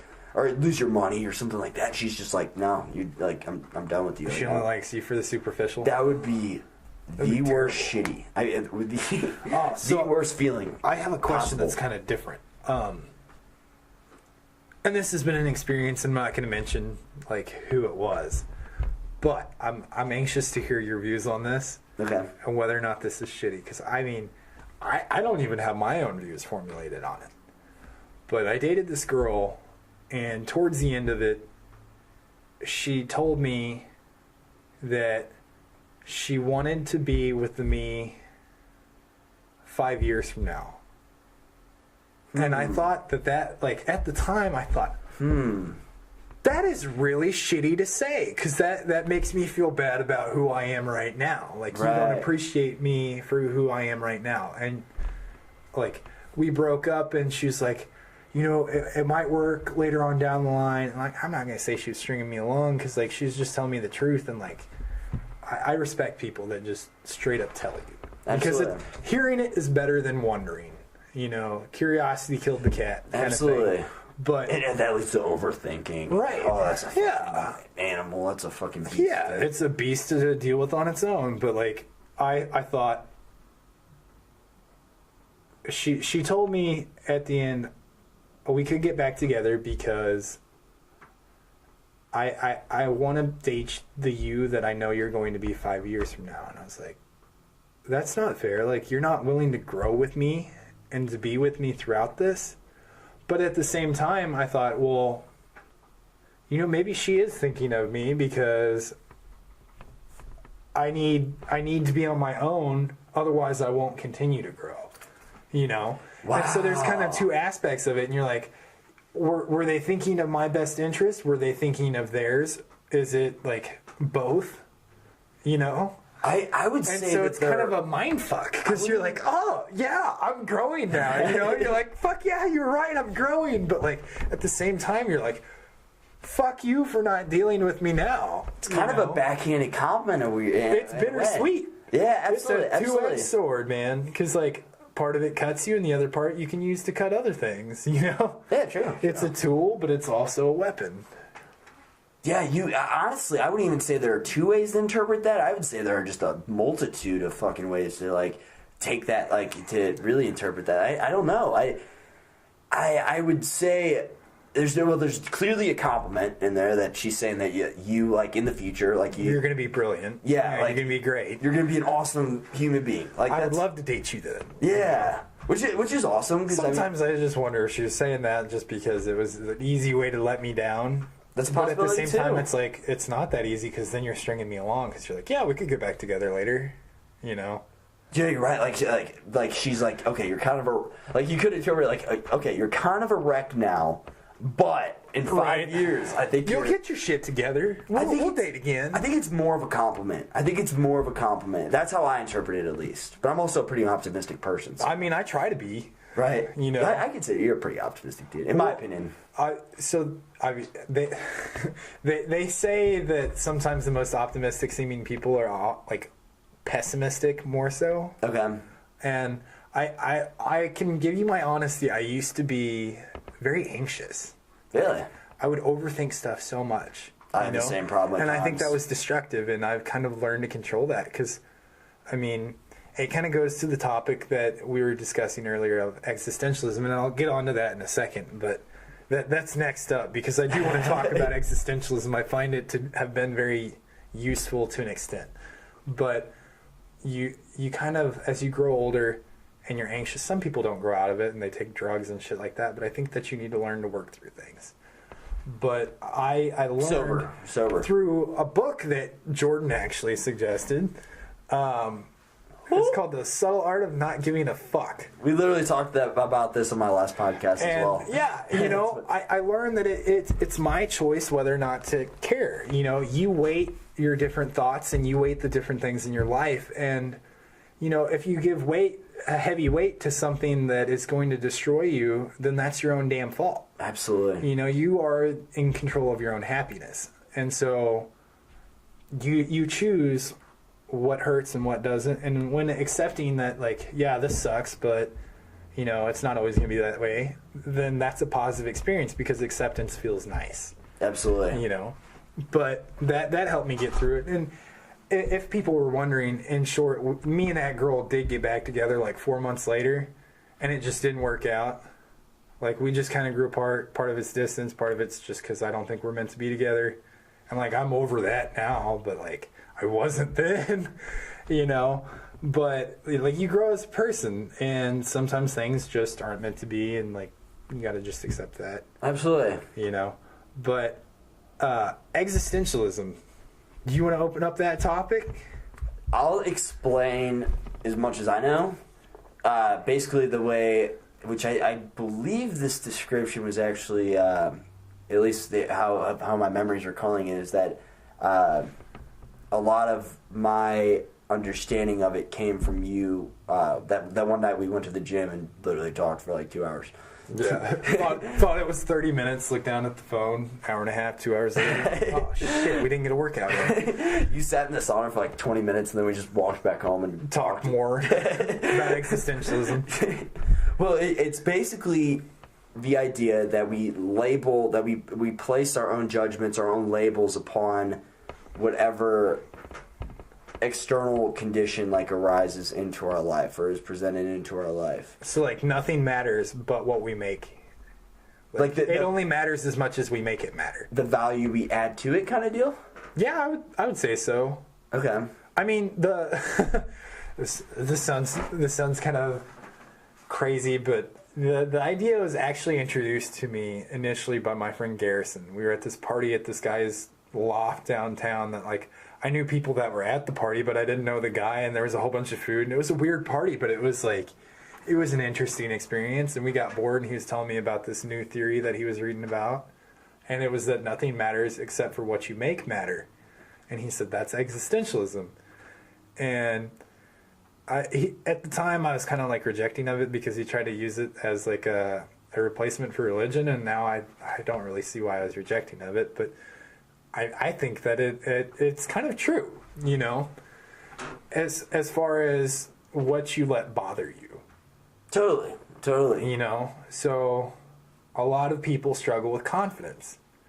And I mean, I myself sometimes struggle with confidence, actually quite a bit, you know, and it mainly comes with like girls, you know, because sometimes there's just this really cool girl and you're like, oh, I don't hold up to that. Like, why would she ever be interested in me? But at the same time, you lose at every shot you don't take. Sure. You know? So if you had a 1 in a million chance of winning the lottery and it costs you nothing but to walk 20 feet and say hi to some girl, you'd walk 20 feet and say hi to that fucking girl because there's $400 million on the line. You're like, yeah, I'll never have to work a day in my life. You know? And like that's a shitty analogy, but the idea is take the shot. Yeah, the idea is you lose all the shots that you don't take. And so, why not? You know, worst case scenario, you walk up and you talk to this person that you think is really cool, and they're just not very receptive of it. Most people won't be confrontational or, like, awkward about it. They're just going to talk to you and then maybe not talk to you again. And, like, you choose to let that bother you. You know, so confidence can almost be synthetic with existentialism because you're like, okay, like, I don't fucking care if you don't like me. There's 8 billion other people in the world. You know, it doesn't matter. Like, not everybody has to like you. And I think that's part of growing up, honestly. But I think a lot of people are existentialists and they don't even realize it. Absolutely. Because, like, the confident people don't care if somebody doesn't like them or if somebody thinks, oh, they're bad at that. So are you implying that confidence derives from not caring what other people think?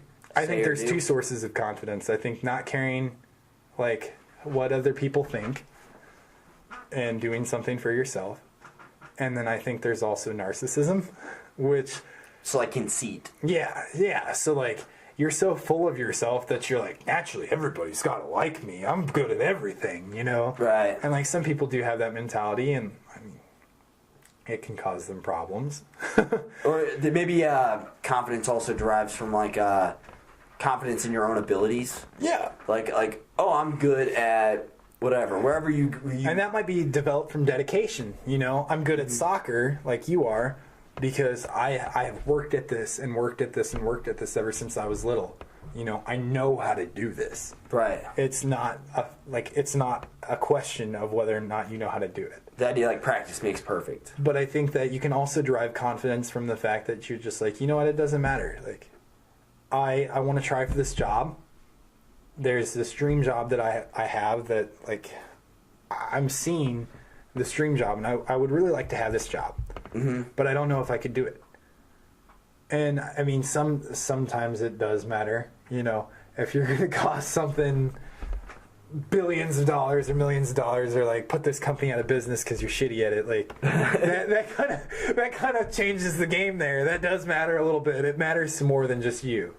But, or if it's like a life or death situation and you're not the right person for it. But hopefully that's up to the discernment of other people that actually know what they're doing, But let's say that there's this job and I'm a new college graduate and this is something that I'm experiencing right now. And you see this awesome job, it's the supply chain manager for Ferrari or Ford or like some big car manufacturer that I love. And I really like just dream of these things all the time. Like, that'd be so wonderful to help source products for a Ferrari, And this job says must have 5 years of experience, and you only have 4. You're like, oh, I'm not qualified because I only have 4. Or do you get discouraged? Yeah, you get discouraged because you're like, I don't know that I could do that. But sometimes you're phenomenal at it, and you could have done extremely well, but like we were saying earlier, you didn't try your hand at it. Okay. You could have been fantastic. So you think you think it's important, and I would agree with this, to be confident in taking a shot, taking a risk. Yeah. I think there's a lot of people that live their lives, and they're very bored, and they live their lives in a way that they just aren't really happy. Mm-hmm. And I don't want to say that taking risks makes you happy. Right. But sometimes the unknown can be so beautiful.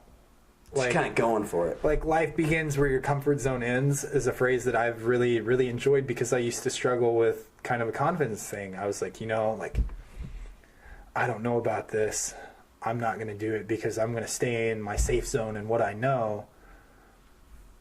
But you can discover so much. And I think off that topic, like going towards the unknown, being able to overcome your ego and be able to admit that you don't know a lot about a topic, or that enables you to learn so much more. Exactly. It places you in a whole new paradigm. It places you in the paradigm from the perspective of a student instead of the master. Because ultimately, none of us could ever be the fucking master. Like, no. There's no. And even when if you are, you don't feel like it. Yeah. You feel like there's somebody that's probably better, and you're like, okay, I'm going to try my ass off. Like, I think a lot of it's determination, and then just being willing to take the shot. Absolutely. Elon Musk, the owner of Tesla. Mm-hmm. I think he went bankrupt 3 or 4 times. Wow. People act like Tesla's this new name, but in early 2000s, I was a little bit of a gearhead, so I kind of have information different than what most people think, but like... You fucking gearhead. Yeah, fuck you. You fucking bastard. No, I loved cars, and so I would want to learn about every single little car and like every detail about these cars and stuff like that. But Tesla, in like 2001, had this car called the Roadster, and the Roadster... His claim to fame was that it could beat a Ferrari around a track.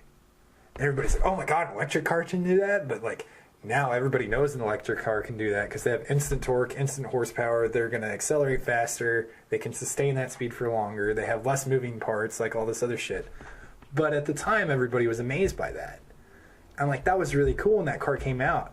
But then all these fucking cars started catching on fire and getting recalled, and the government forced a recall, and Tesla, I'm pretty sure, went bankrupt. Really? They had hundreds of these cars that they were paying storage on, that they had to buy back. They couldn't afford to fix the batteries that were catching on fire. And I'm pretty sure they went bankrupt. But look at Elon Musk now. He didn't give up. No, he didn't give up. And this isn't to be like that underdog story or like, those movies that try to encourage you because this person didn't give up. Some people won't give up and they will still fail every time. Mm-hmm. And I think part of that's just knowing when to call it. and knowing when to like shoot for your shot. You Absolutely. know? Sometimes if you continually get burned, you learn that the fire is fucking hot.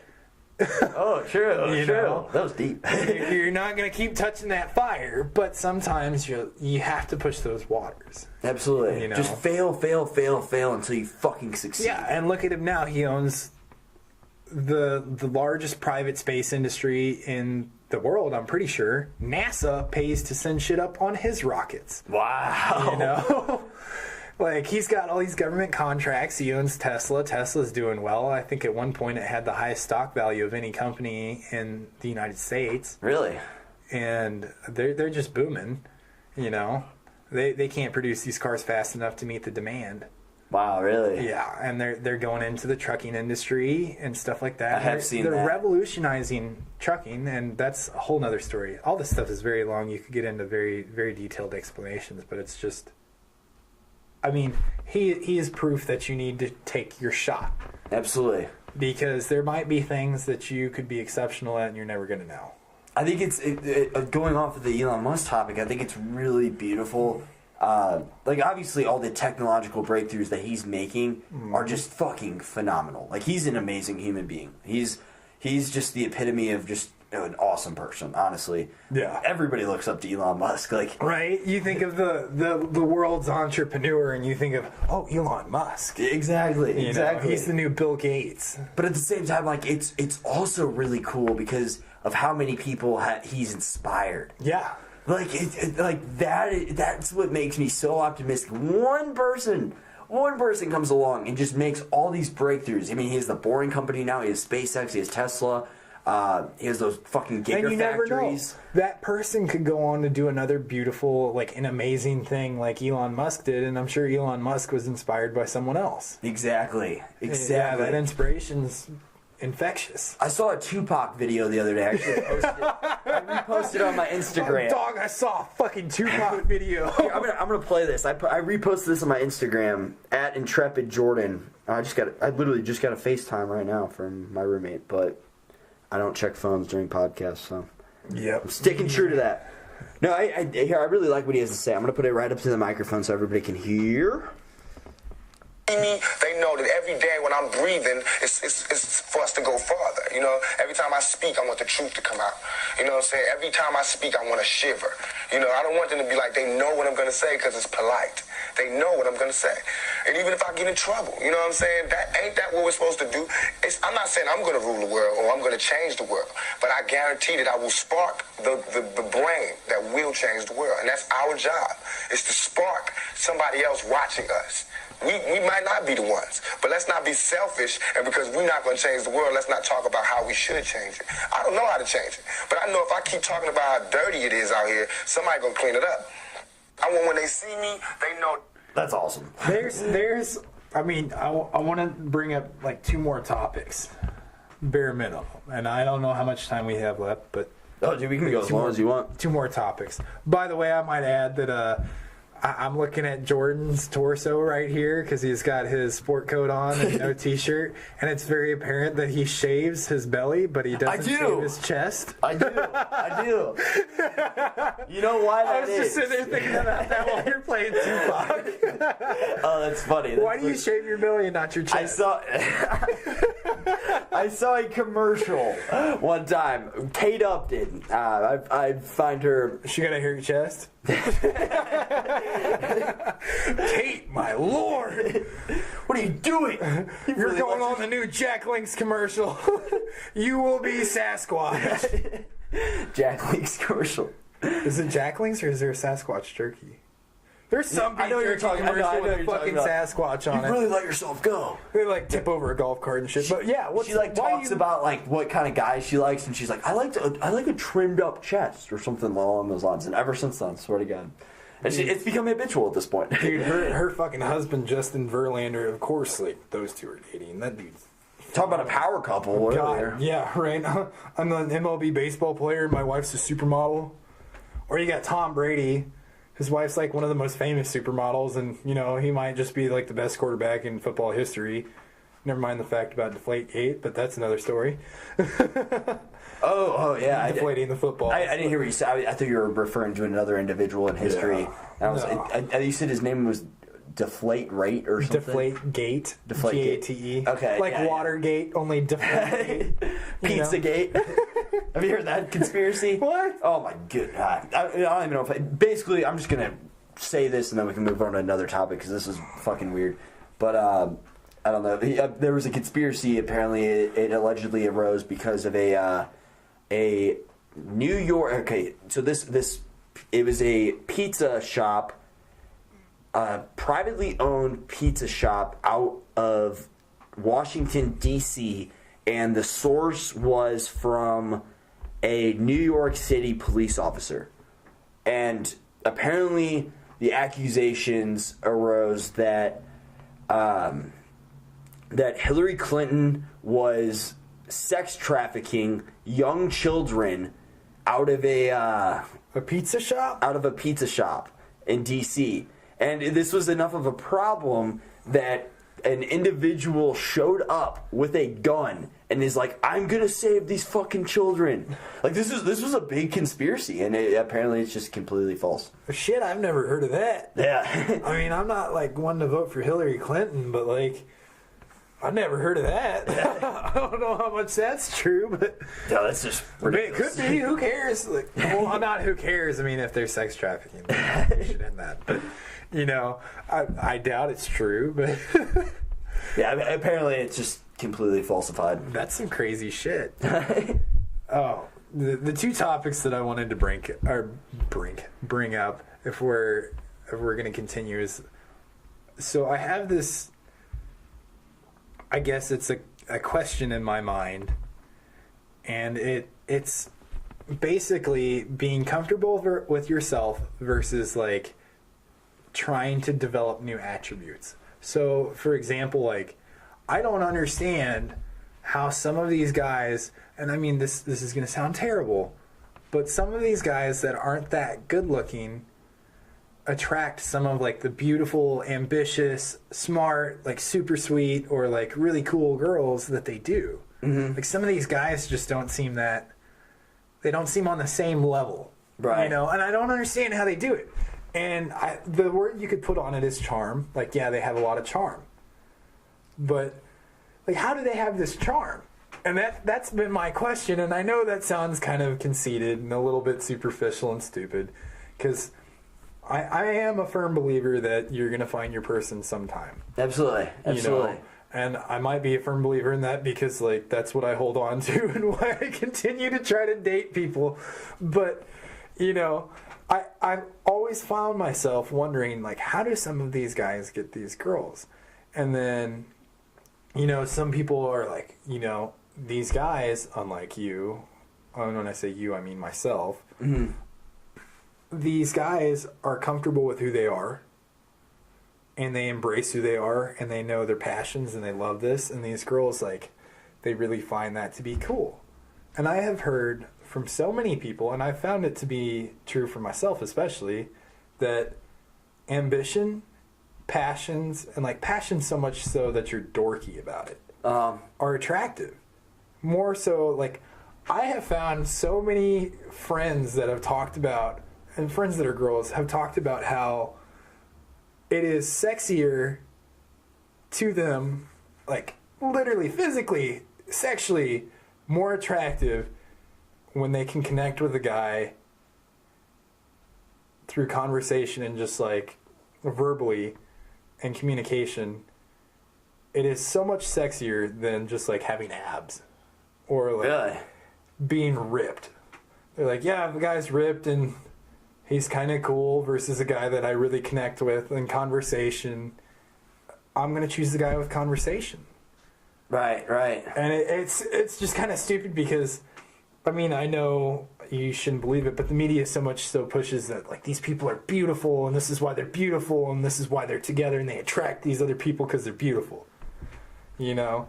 But all these girls are telling me that I'm friends with that they're attracted to their boyfriends or like people that are ambitious and passionate and like do stuff that they love. And to me, that's just been somewhat inspiring to figure out more so what do I love? Not just to figure out how to like meet my person someday, but to like, you know, what do I love? And so I feel like it's kind of my query is that where do you draw the line of I'm trying to develop into a better person and develop like these charming attributes and be comfortable with yourself? You know, what is your thought on that? Like, is it trying to find an in-between of like, you know, I want to be charming, I want to develop this attribute? Because, I mean, we've talked about reading books about seduction. You know, do you try to become better at seducing people? Or do you seduce people better because you are comfortable with who you are and that's attractive? I think you need to be able to communicate that well, that you're able to communicate to the woman of your liking or your choosing that you are comfortable with yourself. Because honestly, like I would say, like I just like don't chase. Like I don't chase girls. Like I just don't. Do you think that's maybe where the source of you find them when you're not looking comes from? Do you think that's because you're comfortable with yourself and like you don't bother chasing? You know, because you're comfortable. You don't care if they date you. I have a very, very unpopular opinion when it comes to women, and this sounds conceited. I mean, can we hear it? It absolutely. I've never said this on the podcast. It's this is how I genuinely feel. Like I have like enough confidence in myself, and this is, again, this might sound a bit conceited. So I don't want to like misconstrue to you that like it is conceited, but I have enough confidence in myself and where I'm going, where I'm heading, that I really don't think it's even worth my time at this point in time to chase women, because I think I'm going to be at the point in life, and again, this sounds so conceited. Not at all, dude. I'm sitting here thinking, I'm kind of thinking the same way. Maybe Jordan and I are on the same level. I think I'm going to be dodging them more than I chase them. Like, yeah. I think if you try, it's going to be detrimental. It's like I don't know if it's like a hubris, like an excessive pride type of deal. Like it's good word, dude. Hubris. Yeah. It's I don't know. I don't know. It's like almost intuitive. I don't know if it's like a self-confidence thing, but I think it kind of goes back. I mean, we're going to take this full circle here, but it goes back to the goose thing. You know, you just kind of know that it's spring. Like it's time to go back north. Exactly. You just kind of know. And it's intuitive. Like you're saying, it's innate. It's just in you, and you don't know where it comes from, but it's in you. But I think I somewhat know where mine comes from. And I mean, part of it's innate, but I think part of it is like due to the environment. If I was still dating the person that I was dating for 2 years, like a little while ago, that long relationship, right now, I mean, I'd be perfectly fine with it because you know that person. But for me, I just don't see why I would date somebody right now if in 5 months, 4 months, like less than 6 months, I'm going to be moving somewhere else. Good point. You know, because is it worth putting that emotional investment into something and to put that kind of stress and situation to it to where it's probably not going to survive? You know, if you meet somebody right now and you leave here, Springfield, Missouri in August. Do you think that person's going to follow you? Like the likelihood that person is going to follow you? It depends on a lot of different factors, like how long they have until they graduate, and if you're worth it, how good of a connection. Like, let's say they graduate at the same time. Okay, graduate. Do you think they're going to follow you? Good point. Honestly, if you met them right now, so you guys know each other for like a few months, like let's say 4 or 5 months, I don't think, realistically speaking, they would. I don't think it'd be an intelligent decision to follow somebody right now. I think it'd be the best decision you could do is go your separate ways like you were, and hope if you work. Really, if you're like constantly thinking about each other, always texting, and you find the long distance to be worth it, then maybe consider like moving together or whatever. I think long distance is a test. Like, good point. I think it's a good test. I mean, my relationship didn't work out, and I don't know that I'm going to blame it just on the long distance. I think the long distance brought to light certain flaws in our relationship that were there, but they weren't visualized enough from just being close to each other, because we could make it work being close to each other. But at some point they might have come out, and that long distance just kind of stressed that. It put light to that. It inflamed it. You could see that these were problems. But my brother, his girlfriend went to PA school here at Missouri State, and he graduated, and she had another 2 years. So she was at a different point in her life, you know. And then on top of that, when she got done with the actual coursework part of PA, she had to travel and go stay in certain places for like a month and a half for clinicals that were hour and a half, 2 hours away. And so they had that distance, you know, and they made it work. That really is a good point. It kind of is a test. And that kind of, it inspires me because I want something like that, you know. I do look up to my older siblings now. I used to not, and it's funny how whenever you're younger, you're like, oh, they're not that smart. But once the playing field kind of levels in your 20s, you know, my brother's 5 years older than me, but like you were saying, whenever you're kind of opened up to like, I don't know this, you do learn a lot. Like my brother is in a good relationship. My sister's in a good relationship. You know, my sister's having a baby. That's another test. I think you go through different tests in your relationship. But I look up to them, you know. So you see these problems, these struggles as a test for the two of you to conquer. Yeah. Hell yeah. So there's a funny joke, and I used to guide trips for the rec center here, like outdoorsy trips. And the joke that kind of is amongst the outdoorsy crowd is that if you really want to know whether your relationship is going to work, take her on a float trip. Take her camping. Or take your significant other camping. Because those situations are going to put you outside of like a controlled realm where you are right now. Good point. You know, if it fucking rains, you can go inside. But if it's raining and you're camping, you got to figure out how to deal with that rain. Yeah. You know, and then you're stuck in a tent with your significant other for a few hours and you're just sitting there like bored out of your mind because you don't have any games or anything to do. And you can't have a conversation like we're having, then, you know, there might be some things that you need to work on. Absolutely. You know, and then they say canoeing and like a float trip because that takes coordination. Like, okay. One person's steering and the other person's propelling, and you have to sync and you have to understand how to communicate, and it takes that teamwork. And if you don't have that teamwork, you're just going to spin in circles or you're going to capsize. Dude, I like that a lot. And I like so that a lot. My roommate and my roommate's really outdoorsy. He still works at the rec center in the outdoors recreation programs, but we honest to God, we do that. You know, I took my ex-girlfriend on a float trip whenever we were still dating with my buddy and his girlfriend. My ex-girlfriend and his ex-girlfriend happened to be like best friends. You know, and so they went on this float trip with us, and Andy and I had both been on float trips before. We'd both canoed, and I'm pretty sure his girlfriend had been on a float trip before, you know, but it was never with each other. Like, we weren't with our significant others, and we both had our own canoes, and we did this strategically.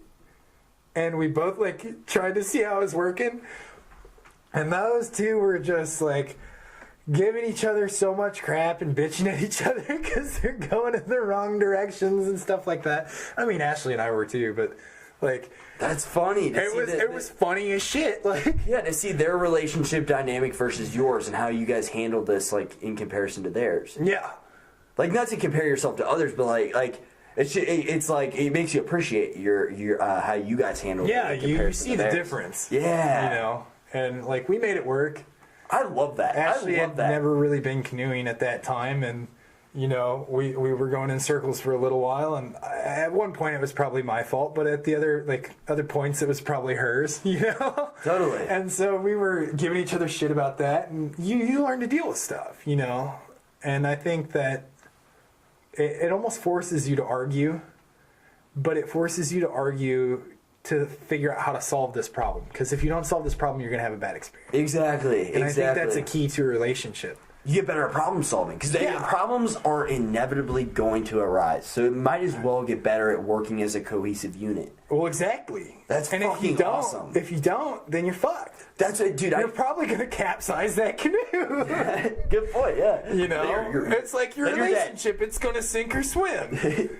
Wow, that was metaphorical as shit. Dude, at the end of that trip, we missed our exit point because we were a little drunk. But we missed our exit point by like 300 yards. And in a river that has strong current, that's a lot. And so we were trying to turn around and paddle upriver. And she or me, I don't know who it was, but we were sideways, like horizontal to a vertical river. And that water flowed in and capsized our canoe. And I was a lot bigger than this little girl. And so I like pulled this canoe out of the water and tried to like drain the water out and flipped it back over. And there was no way we were going to be able to paddle back up that stream.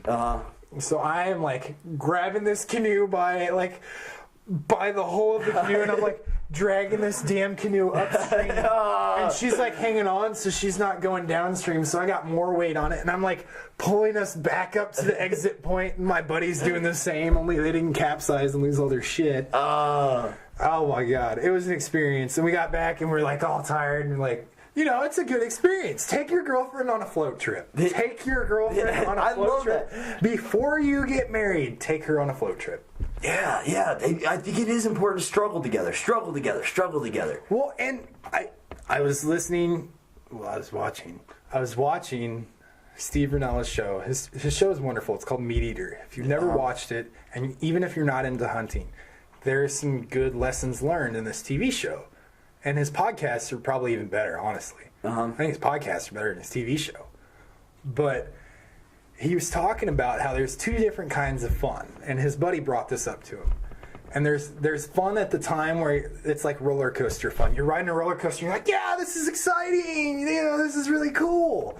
And then there's fun where like it's more of like the camaraderie kind of fun. Like you suffer, but you suffer together and you figure out ways through it. And you like look back on those memories and you're like, those were great. You know, and I think that's where those challenges come from. If you don't face challenges in your relationship, whether it be with a guy or a girl, you know, if you don't face those challenges and you're not given experiences that you're definitely going to remember, they say you remember the bad more than you remember the good. I don't think you can last.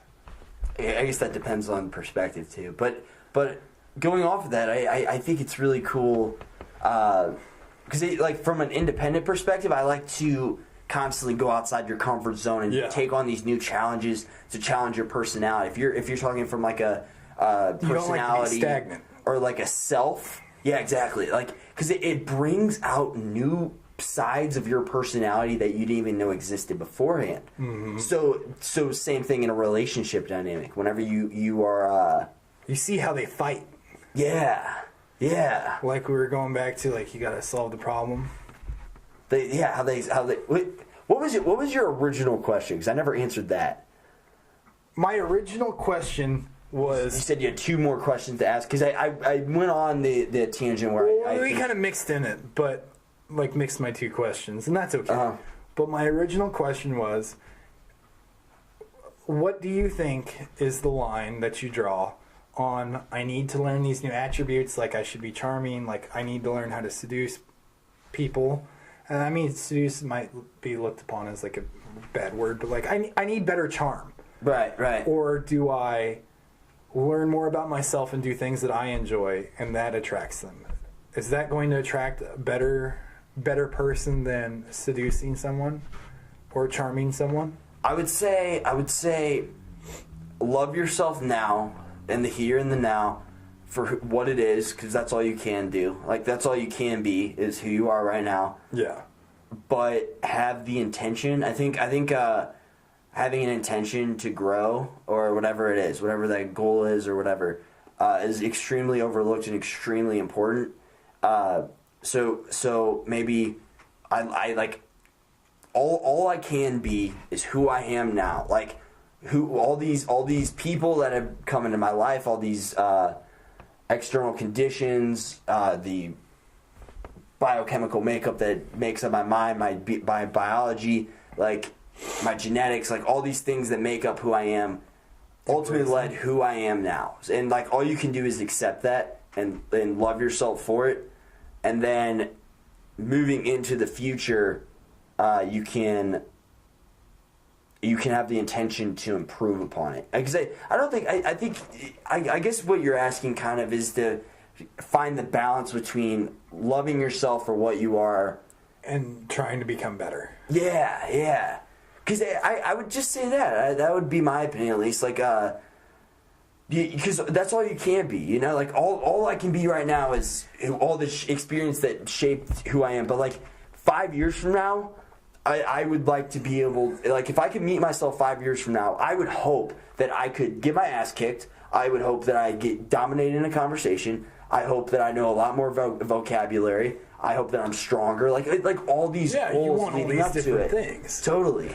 Okay, so I mean, but that doesn't discourage me based now upon in this what you're moment. saying, like for me, what I'm hearing from you is like, you know, love who you are because that's going to help accelerate your growth. But at the same time, try to become the best you. Yeah. But maybe becoming the best you also is increased and accelerated by loving who you are. Absolutely. Because then that's that's motivated the best by love. path. You don't follow just one, you go in between. Yeah, it's like a balance. Yeah, good point. You get that balance. Because, I mean, this is going to sound really corny and cheesy, and once again, it's going to make me sound like I'm overly sensitive, but I've always thought that if I want such an amazing, like, wife someday, or companion, you know, if I want that person, I owe that person the same thing. So I want to give them the best me that I can possibly be, because it is a shitty thing to expect the best them that they can possibly be without giving them the same in return. You know, like you were saying, like two great people come together and they make a great relationship. Totally. That's what you want. But you can't expect them to be great without you also becoming great. And I think becoming great comes from learning who you are. And this is based upon your conversation with me. Learning who you are, but at the same time being able to sit back and recognize your flaws and trying to figure out how to fix them. Absolutely. Be honest with yourself. Yeah. Get introspective at times. Get objective thinking with yourself. Man, I'm hella jealous. You're putting one words on whole sentences of mine. That's impressive. No, I'm actually impressed on that. Thank you. But yeah. I mean, don't you think so? Absolutely. And because that intention to grow is really important, and then it's motivated by self-love that's going to excel that growth a lot more. Mm-hmm. But yeah, because you're totally right. Like the better you can be, and maybe this can be a motivating force behind growth, but the better you can be, then the better the relationships you'll attract, the better the people you'll attract. Yeah, if you perform at a higher caliber, you're going to attract higher caliber people. Absolutely. You know, and you know, I guess we kind of go back and we answer my previous question.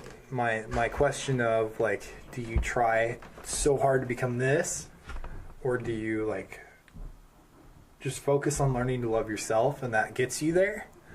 You know? Ooh. And I guess it answers my question because you have to learn how to love yourself before you can like love the other people, because it's just not fair.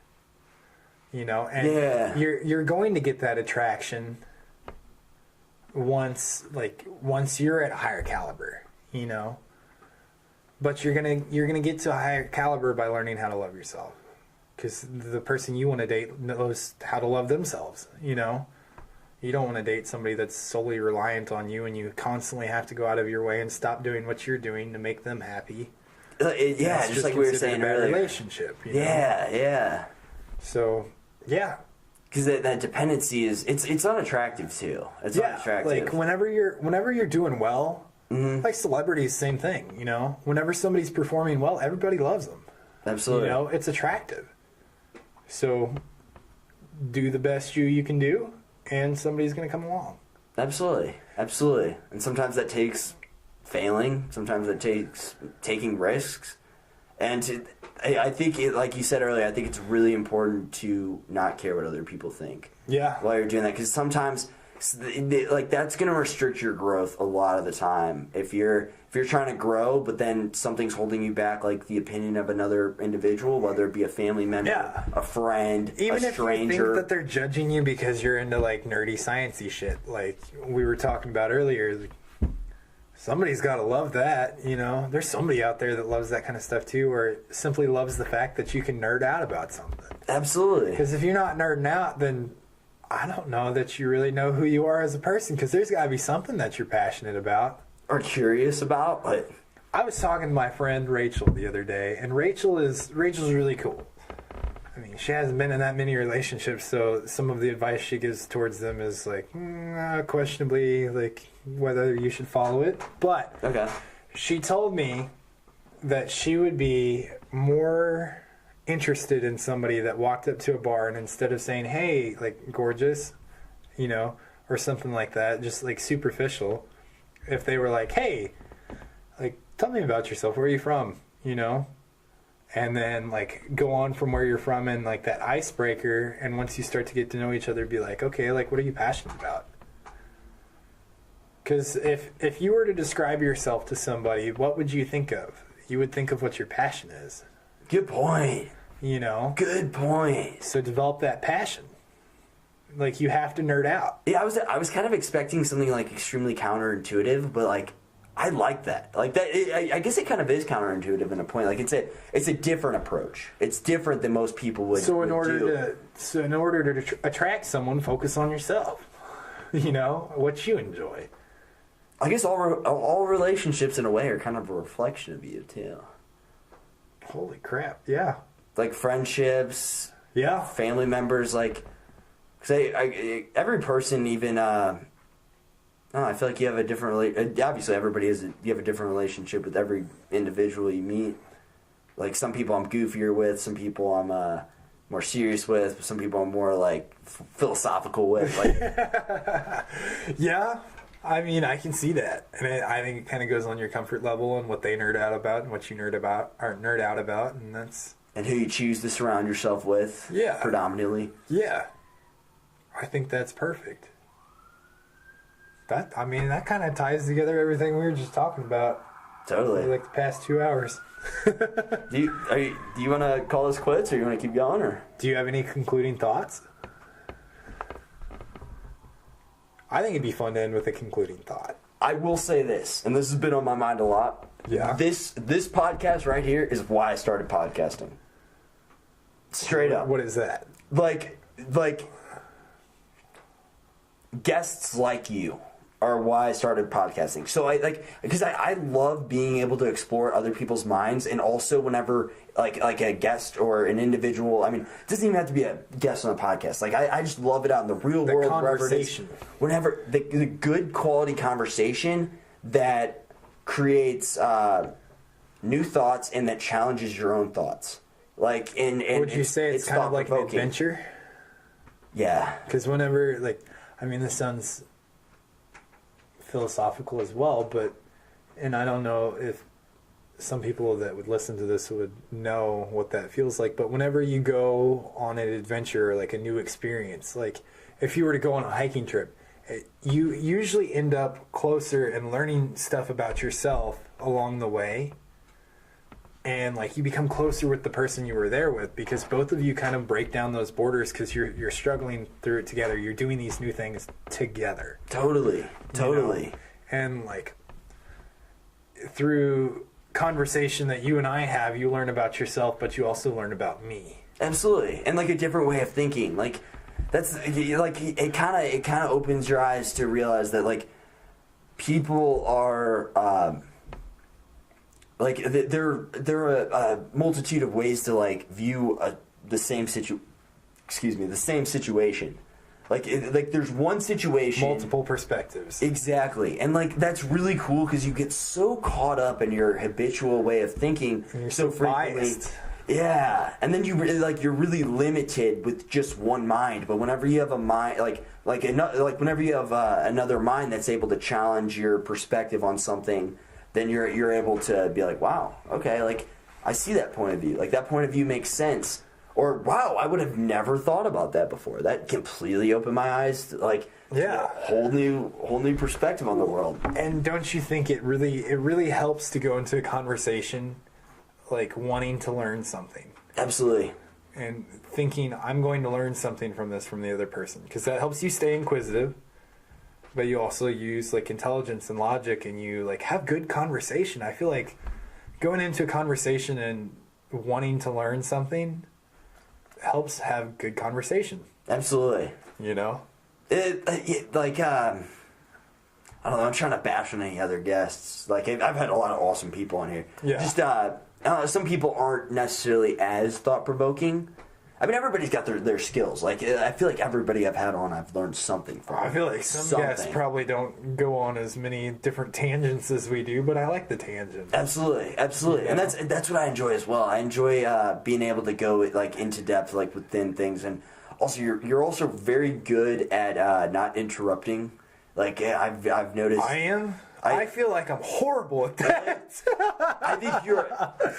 After always sitting felt bad down about that. with about 60 people, I would say you're on the upper half for sure. Right, more than the upper quarter for sure. I'll take that. And that's also just a rough throwing out there. I mean, that's kind of nice. I like that compliment. I'd say the same thing about you. And I think once again, I think it comes from the fact that like I want to hear what you have to say because I want to learn something. Exactly. You know, and I think it kind of goes along with what you're saying.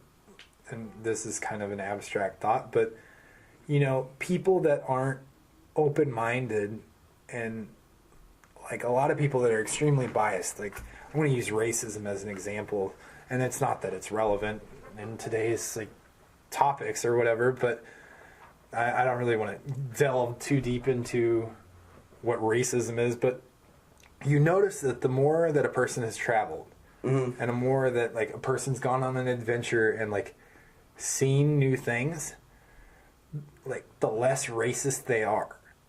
Because wow, yeah, like you can tell the difference in somebody and having conversation with them.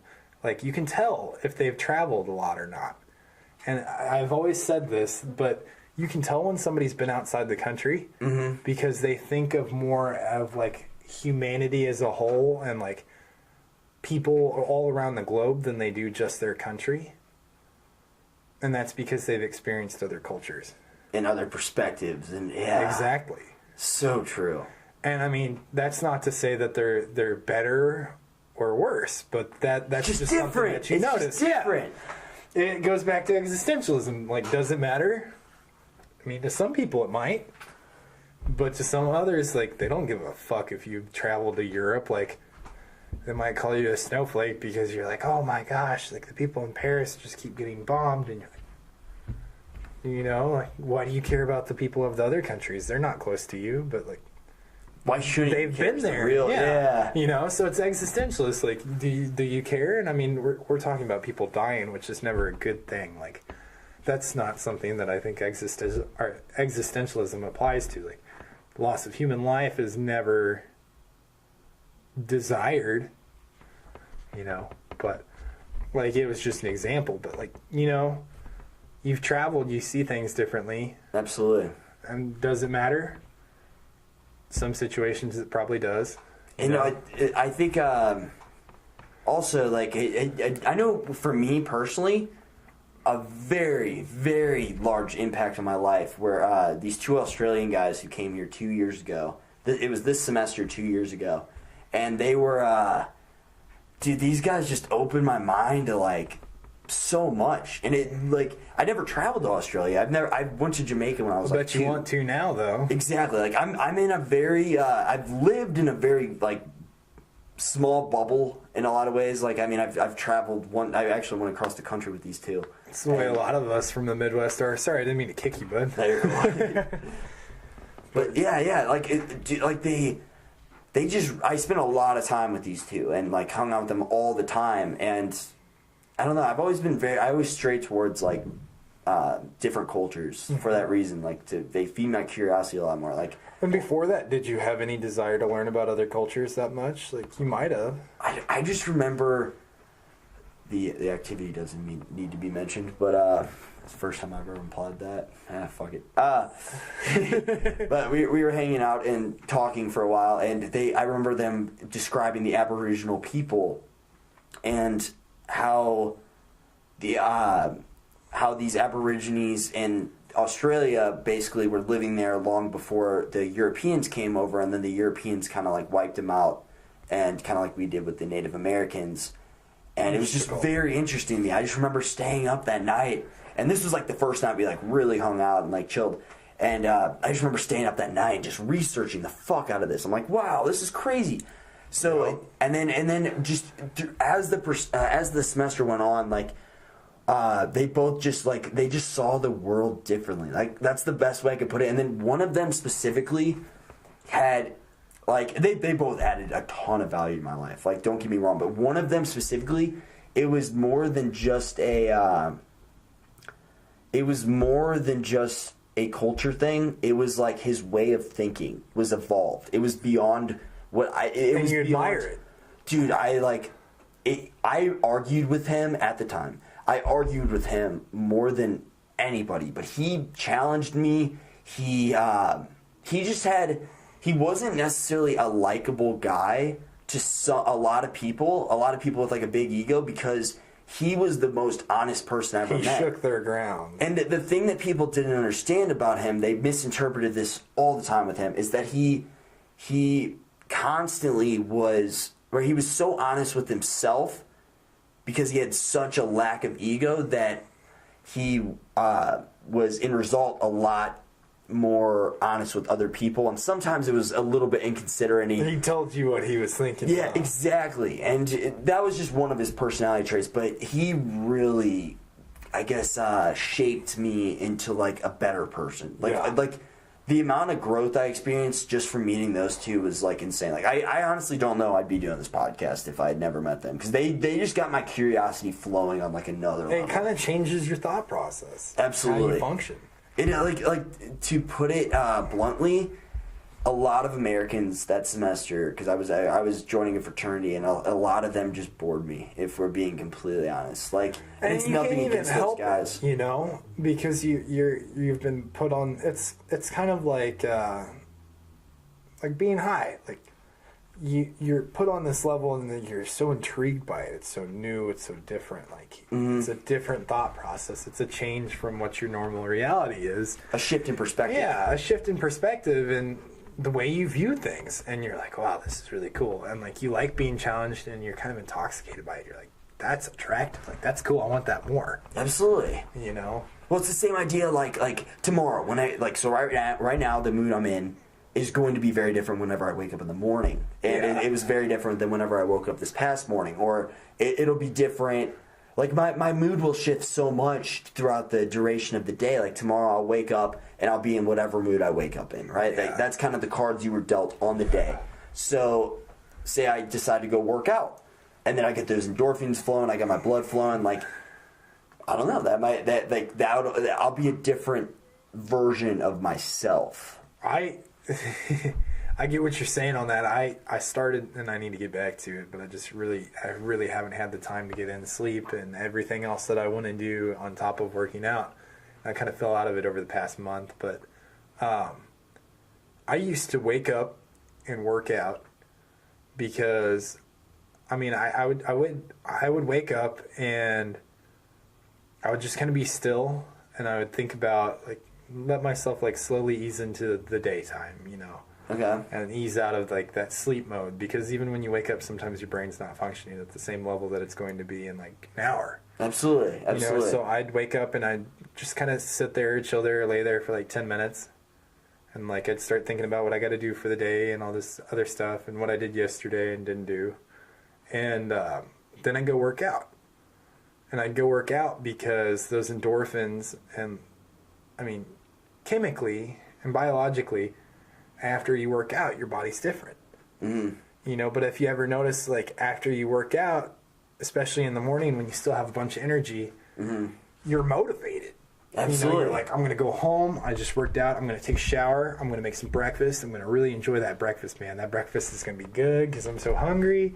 And then I'm going to get all this homework done. And it's a good way to kick off the day. Since you get that natural high, you have a whole new perspective. You're a lot more optimistic on your outlook on the day. Your endorphins are like chemical motivation. It's wonderful. Absolutely. Absolutely. But I think my concluding thought, and you know how you're saying that those people added a lot of value to your life. Mm-hmm. I think we all have those people that add a lot of value, and whether it's like you call it a mentor or whether you call it just a really good friend, like it is what it is. They change you, you know. My current person that I really admire, and I've mentioned him like 4 times in this podcast, is Steve Rinella. Like this dude, like you were saying, I admire the way that he thinks. Absolutely. I'm going to look him up tomorrow for that reason. Because not only is he like, I mean, some people are like, oh, he's just like a conservative hunter, like kind of like northern country boy. But I mean, this guy has a master's degree in writing. You know, what local yokel country boy do you know that's just a fucking idiot, has a master's degree in writing and has the vocabulary that he has? Right. You know, and has the capability of thinking that's so different than everybody else. And you can see it in this guy. You can hear it in the way he talks. And I mean, he's that right amount of like kind of like rough around the edges, but like intellectual, manly, and it's cool. You know, and I like the way that he thinks. He's an excellent hunter. He's great at what he does. And, you know, he doesn't mind that there's people that are against what he does because he has his reasons for doing it. And, like, he hunts because, one, it provides meat for himself and his family. You know, he doesn't have to buy it at a grocery store. At least he knows where his meat comes from. And then, like, the tags, the money that he purchases those tags with goes into conservation so that we can continue to have this wildlife. And then on top of that, he enjoys it. You know, and there's people like PETA, like, I mean, cool, like, they have their cause. They probably enjoy their cause too. But he doesn't pay too much attention to those that go against the grain because he knows that what he's doing is right, at least to him. So is it a lot of integrity? Yeah, he has a lot of integrity about him, you know. But at the same time, he's open to hearing other people's views. That's the best way you can attack life, I guess. Exactly. And he's wonderful at it because he's like, yeah, like, these people are telling me that this is wrong, and I thought about it, and, you know, to some extent they're probably right. You know? And he's like, it was kind of funny because he was talking about being selfish with there's these guys that they for the past 3 years have like set records in Arizona for getting like these like super stud like desert sheep or whatever you want to call them. You know, and he's like, do you ever feel like since you put in all this time and some other guy shoots it, like that's your sheep. That's your sheep. You killed that sheep. They didn't kill that sheep. And the guys are like, no, like we do it because we love the pursuit, but we also like we enjoy the journey along the way, but we also enjoy giving somebody else this experience because we believe that it's not just like getting that animal. Like they're not just getting a big sheep. They're having this journey along the way that they're going to remember for the rest of their life, and it's something that they don't normally do because these sheep tags are like a once-in-a-lifetime kind of thing. They don't give out that many. The sheep aren't endangered, but the money that people pay to get these tags goes to protecting those sheep. So, you know, you're taking one to save 1,000 and potentially increase that 1,000 into 2,000. Right. Know? And if you could take one to keep doing that, then you do. Absolutely.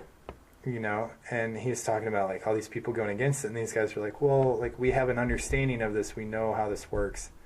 Like not only do we take these sheep because we enjoy the journey, but we take it because it helps protect them. Yeah. It's kind of counterintuitive, like we were talking about, you know.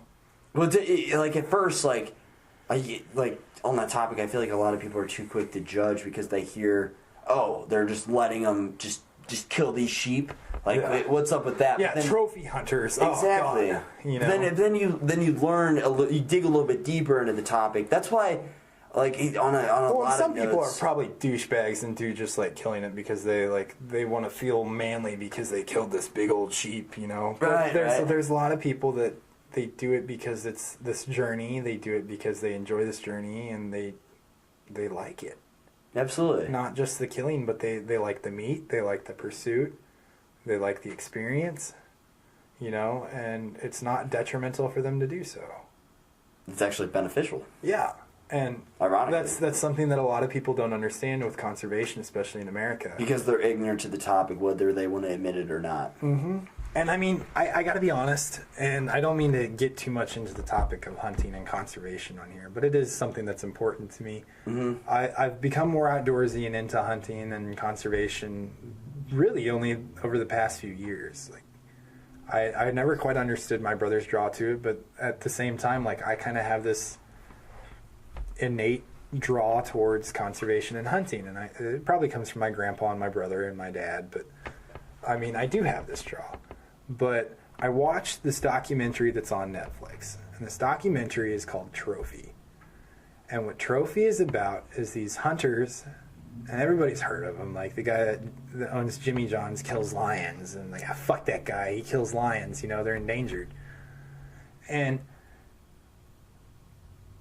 they highlight, it's very much so like those SPCA commercials that you see. I don't think I've ever seen those before. The Sarah McLachlan with the "In the Eyes of an Angel," and they show these poor animals that are in like some of the worst situations that you've ever seen. You know, and I'm not to say, like, I don't mean to like discredit those commercials. Those people probably do a lot of good, Right. but they're showing the extreme extents that aren't that common. And yeah, we want to get rid of those. Like, people that abuse dogs, fuck those people. Like, they need to be in jail, you know? But, and there's a lot of people that are going to be like, oh, he's a hypocrite. Like, he goes hunting and kills deer. But this is what I'm getting at. Is I watched Trophy, and it really upset me. And it kind of shook me, if I'm honest. I thought, am I right for wanting to hunt? But if you stop and think about it, the stuff that they're showing on Trophy, these people are hunting animals that are in a pen, which I don't think is fair. I think the animal deserves the right. It needs to be a competition. If that animal can outsmart you, fuck you. You're not getting them. Sure. You know, you better earn it. You know, and then on the other hand, these animals are endangered, which, well, some of them are endangered. And, like, you shouldn't be killing them. You know, if you're trying to preserve a species that you want your kids to see, why would you want to mount it on the wall? If there's a limited and number what kind of left. message that's sending, too? Well, exactly. You know, your kid's going to ask you someday, like, Daddy, can we go see a lion? And you're going to have to tell your kid, no, they're all dead. And he's going to be like, well, why is there one mounted on your wall? You know? I don't get to see one alive because you killed it. Right. You know? And, I mean, it's this very interesting dynamic. Because on some hands, the animals that those people are killing are old and sick, and they can't breed anymore. You know, they're probably suffering. And these people are paying hundreds of thousands of dollars to go take these animals. And I would feel better about it. Personally, I think it would be better if that money went back to saving those animals. But a lot of that money just goes in people's pockets. And so I think trophy hunting like that is stupid. So a it's lot of the hunting, greed-based. Yeah, a lot of the hunting that goes on in Africa is greed-based. You know, there's some in certain parts of, like, Africa and different countries where the money that you spend to go trophy hunting on, like, a certain animal, they only give out a certain number of tags, you know, and the money that you spend goes back to protecting those animals. And I think that's probably good. You know, you gotta do a cost benefit analysis on that. But sometimes it's good. But in America, what a lot of people don't understand is that, yes, you're killing deer, but the deer populations that are in the United States currently are just about as high as they've ever been. And the deer are as healthy as they've ever been because some of the deer that people are killing are diseased. Oh, It really? could potentially spread disease, but like eating that meat's not going to give you that disease. Like, Okay, good. yeah, I mean, it goes back to talking about immunization. Like, that disease is different. Like, you're not necessarily going to get that disease. You know, like mad cow disease, you probably shouldn't eat that, but like, we know that. But you can eat some of these deer that are diseased, and some of them that are weak, and that have like bad genes that are prone to disorders and all these different things. Like, some of these deer are getting shot, and they're getting eaten, and it's like a good cause. The money from these tags are going towards conservation efforts, so that people that don't even hunt can enjoy nature. Like, if you want to go on a nature walk 50 years from now with your kid, the money that may have supplied or been supplied to create that nature walk was from a hunter. And it also, like, not only does it make these populations of deer and other animals like stronger, they're not suffering trying to find food because there's not as many of them. The weak ones that are carrying disease that are probably going to have offspring that have disease, or they're going to die anyways during the winter because they're not able to put on enough fat, like, they're no longer in the picture, and you're refreshing this population. It's kind of survival of the fittest. Yeah. Like artificial selection. Yeah, and this At our own and then the leisure. money that people are paying for these like deer tags that they're going to go take these deer, like a lot of that money goes back into conservation. A lot of the money for tags. And so a wonderful example of this is turkeys. You know, a lot of people think that turkeys have always just been super prevalent, huge populations constantly. In the 1970s, there was a lot of states in the United States where turkeys didn't exist. And they were native to that state. And that was partially from hunting, but it was also partially from just overpopulation and other factors. But now, because of having turkey seasons and people that care about conservation and also hunting at the same time, have reintroduced turkeys into certain states, and the turkey populations are just booming. Like, people hit turkeys with cars all the time, and they act like it's nothing, and that's because there's a ton of them. And a lot of people don't know that in the 1970s, which isn't that long ago, there was very few turkeys. Really? Yeah. I had no idea, yeah. And now they are just everywhere. They're cool. I mean, animals. especially in Missouri. Yeah. And they provide food. Now that, when you say that, it's kind of a big deal. Whenever I see a turkey, I'm like, oh, like that's really cool. But like at the same time, it's not like I've never seen one. I would expect to see a turkey this year. Yeah. You know what I mean? Like, you're gonna be driving along the highway and see one hanging out in a cornfield next to the forest, you know? Right. And that's gonna be like, oh, cool, turkey, but you're not gonna be like, holy shit, that's a turkey! Like, Yeah, exactly. It's not so rare, and that's probably a good thing. If I like saw like a kangaroo or something, I'd be like, wow, Oh my god. oh my goodness. Or a tiger, because there's so few tigers left in the world, you know, you're gonna be like, oh my gosh, a tiger. True. I'd be more scared probably. Yeah. That would be an interesting situation. Like you'd be like just like in awe over like the beauty and like the just the sophistication and how cool this animal is, but at the same time you're like, holy shit, I gotta get away. Right. This thing's gonna eat me. Well, and like that is the poster child. The turkey is the poster child for conservation efforts. Like, if you talk to a conservationist, and like there's a lot of debate over conservationists or environmentalists, but like, I mean, people who care about the world as it was and want to keep it healthy and keep these animals around and keep like the environment that they're in Totally. safe and the same way it was, you know? The people that care about that, they really look at turkeys and they're like, wow, okay.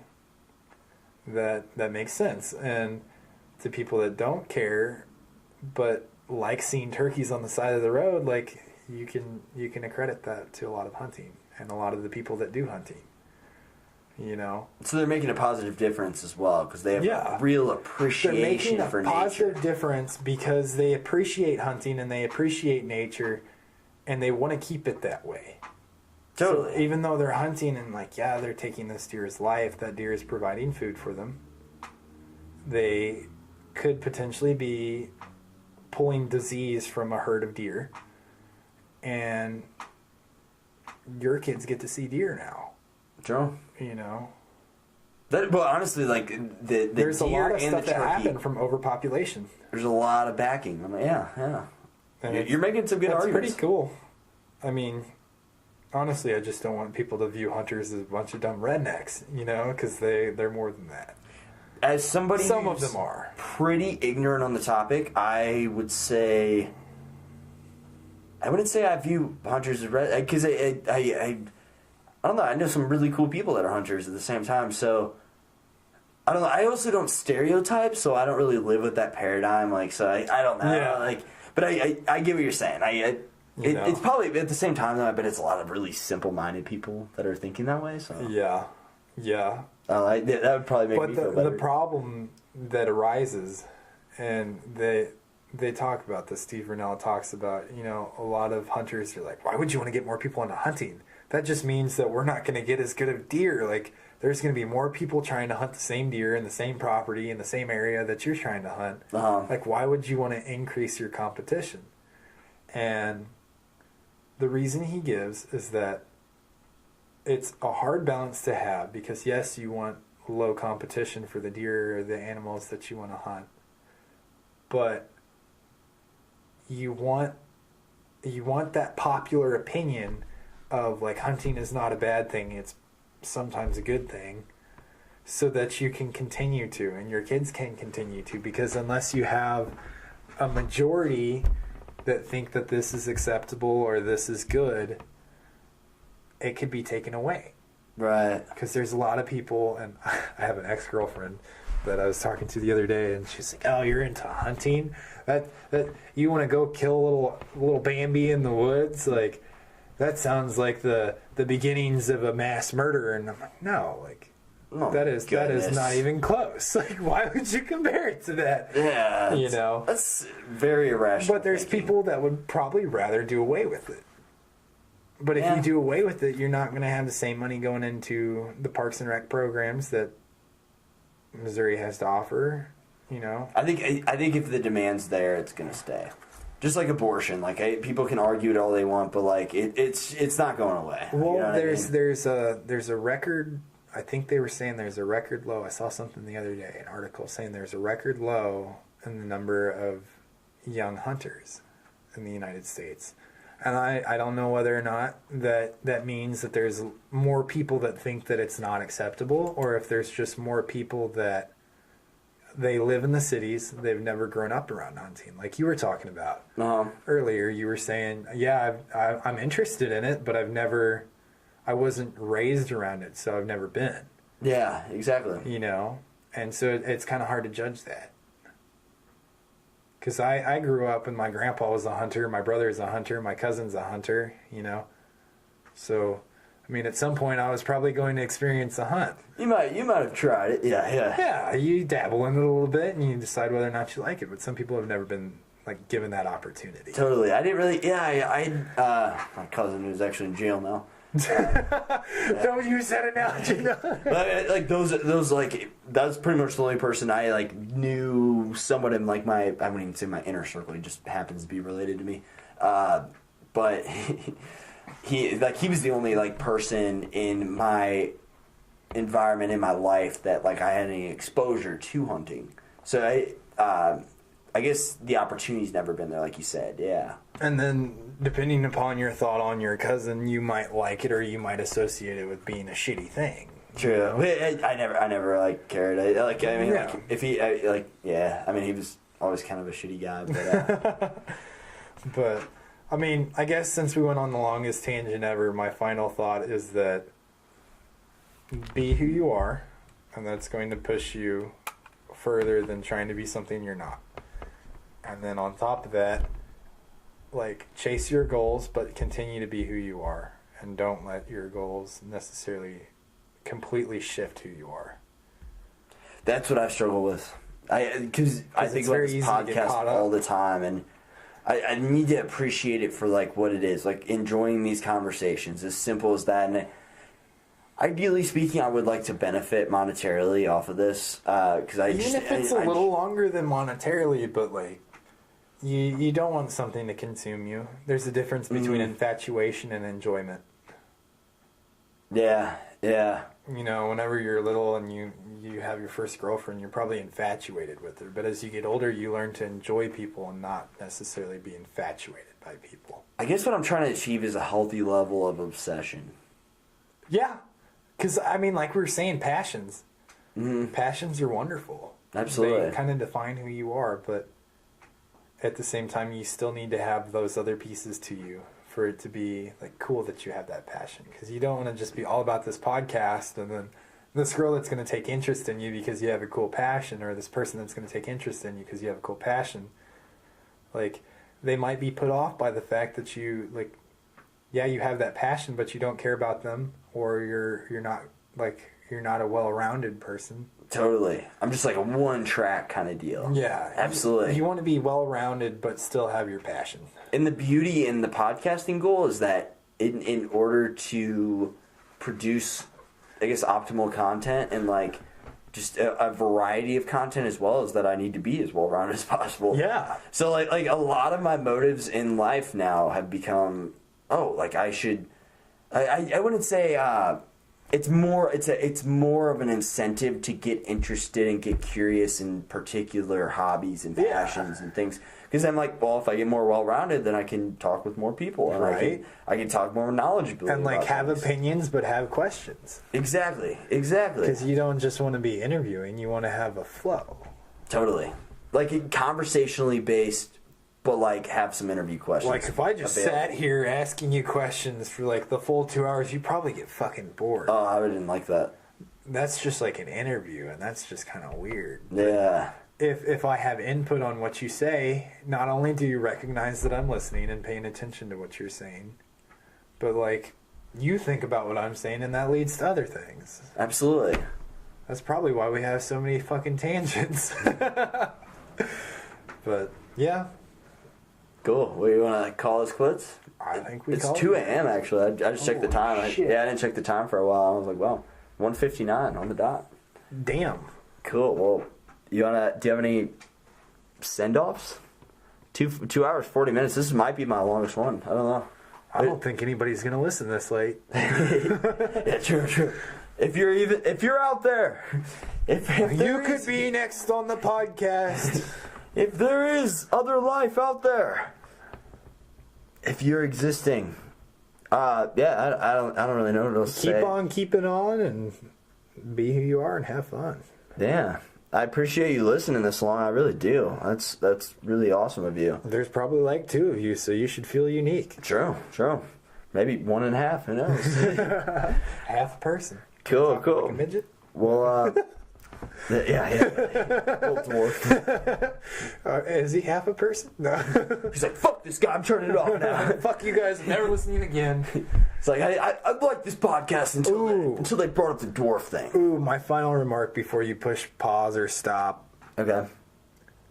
The girl who made Jordan's cooler that has a marlin on it that's hooked and it says hooked on Jordan Fischer. Ooh. You have some good art. Well done. I never actually met the girl who made that cooler because my date that I took to formal, she had somebody else make it for her, who ultimately made it for me. Well, shit. I don't know who to thank. Oh, look at the other side, man. The other side's actually a lot more impressive. This girl free-handed a map of the United States. I would love to. This is just a mystery girl, honestly. Holy crap. That's pretty well done, right? I can't even freehand a circle. And then there's something called Mod Podge.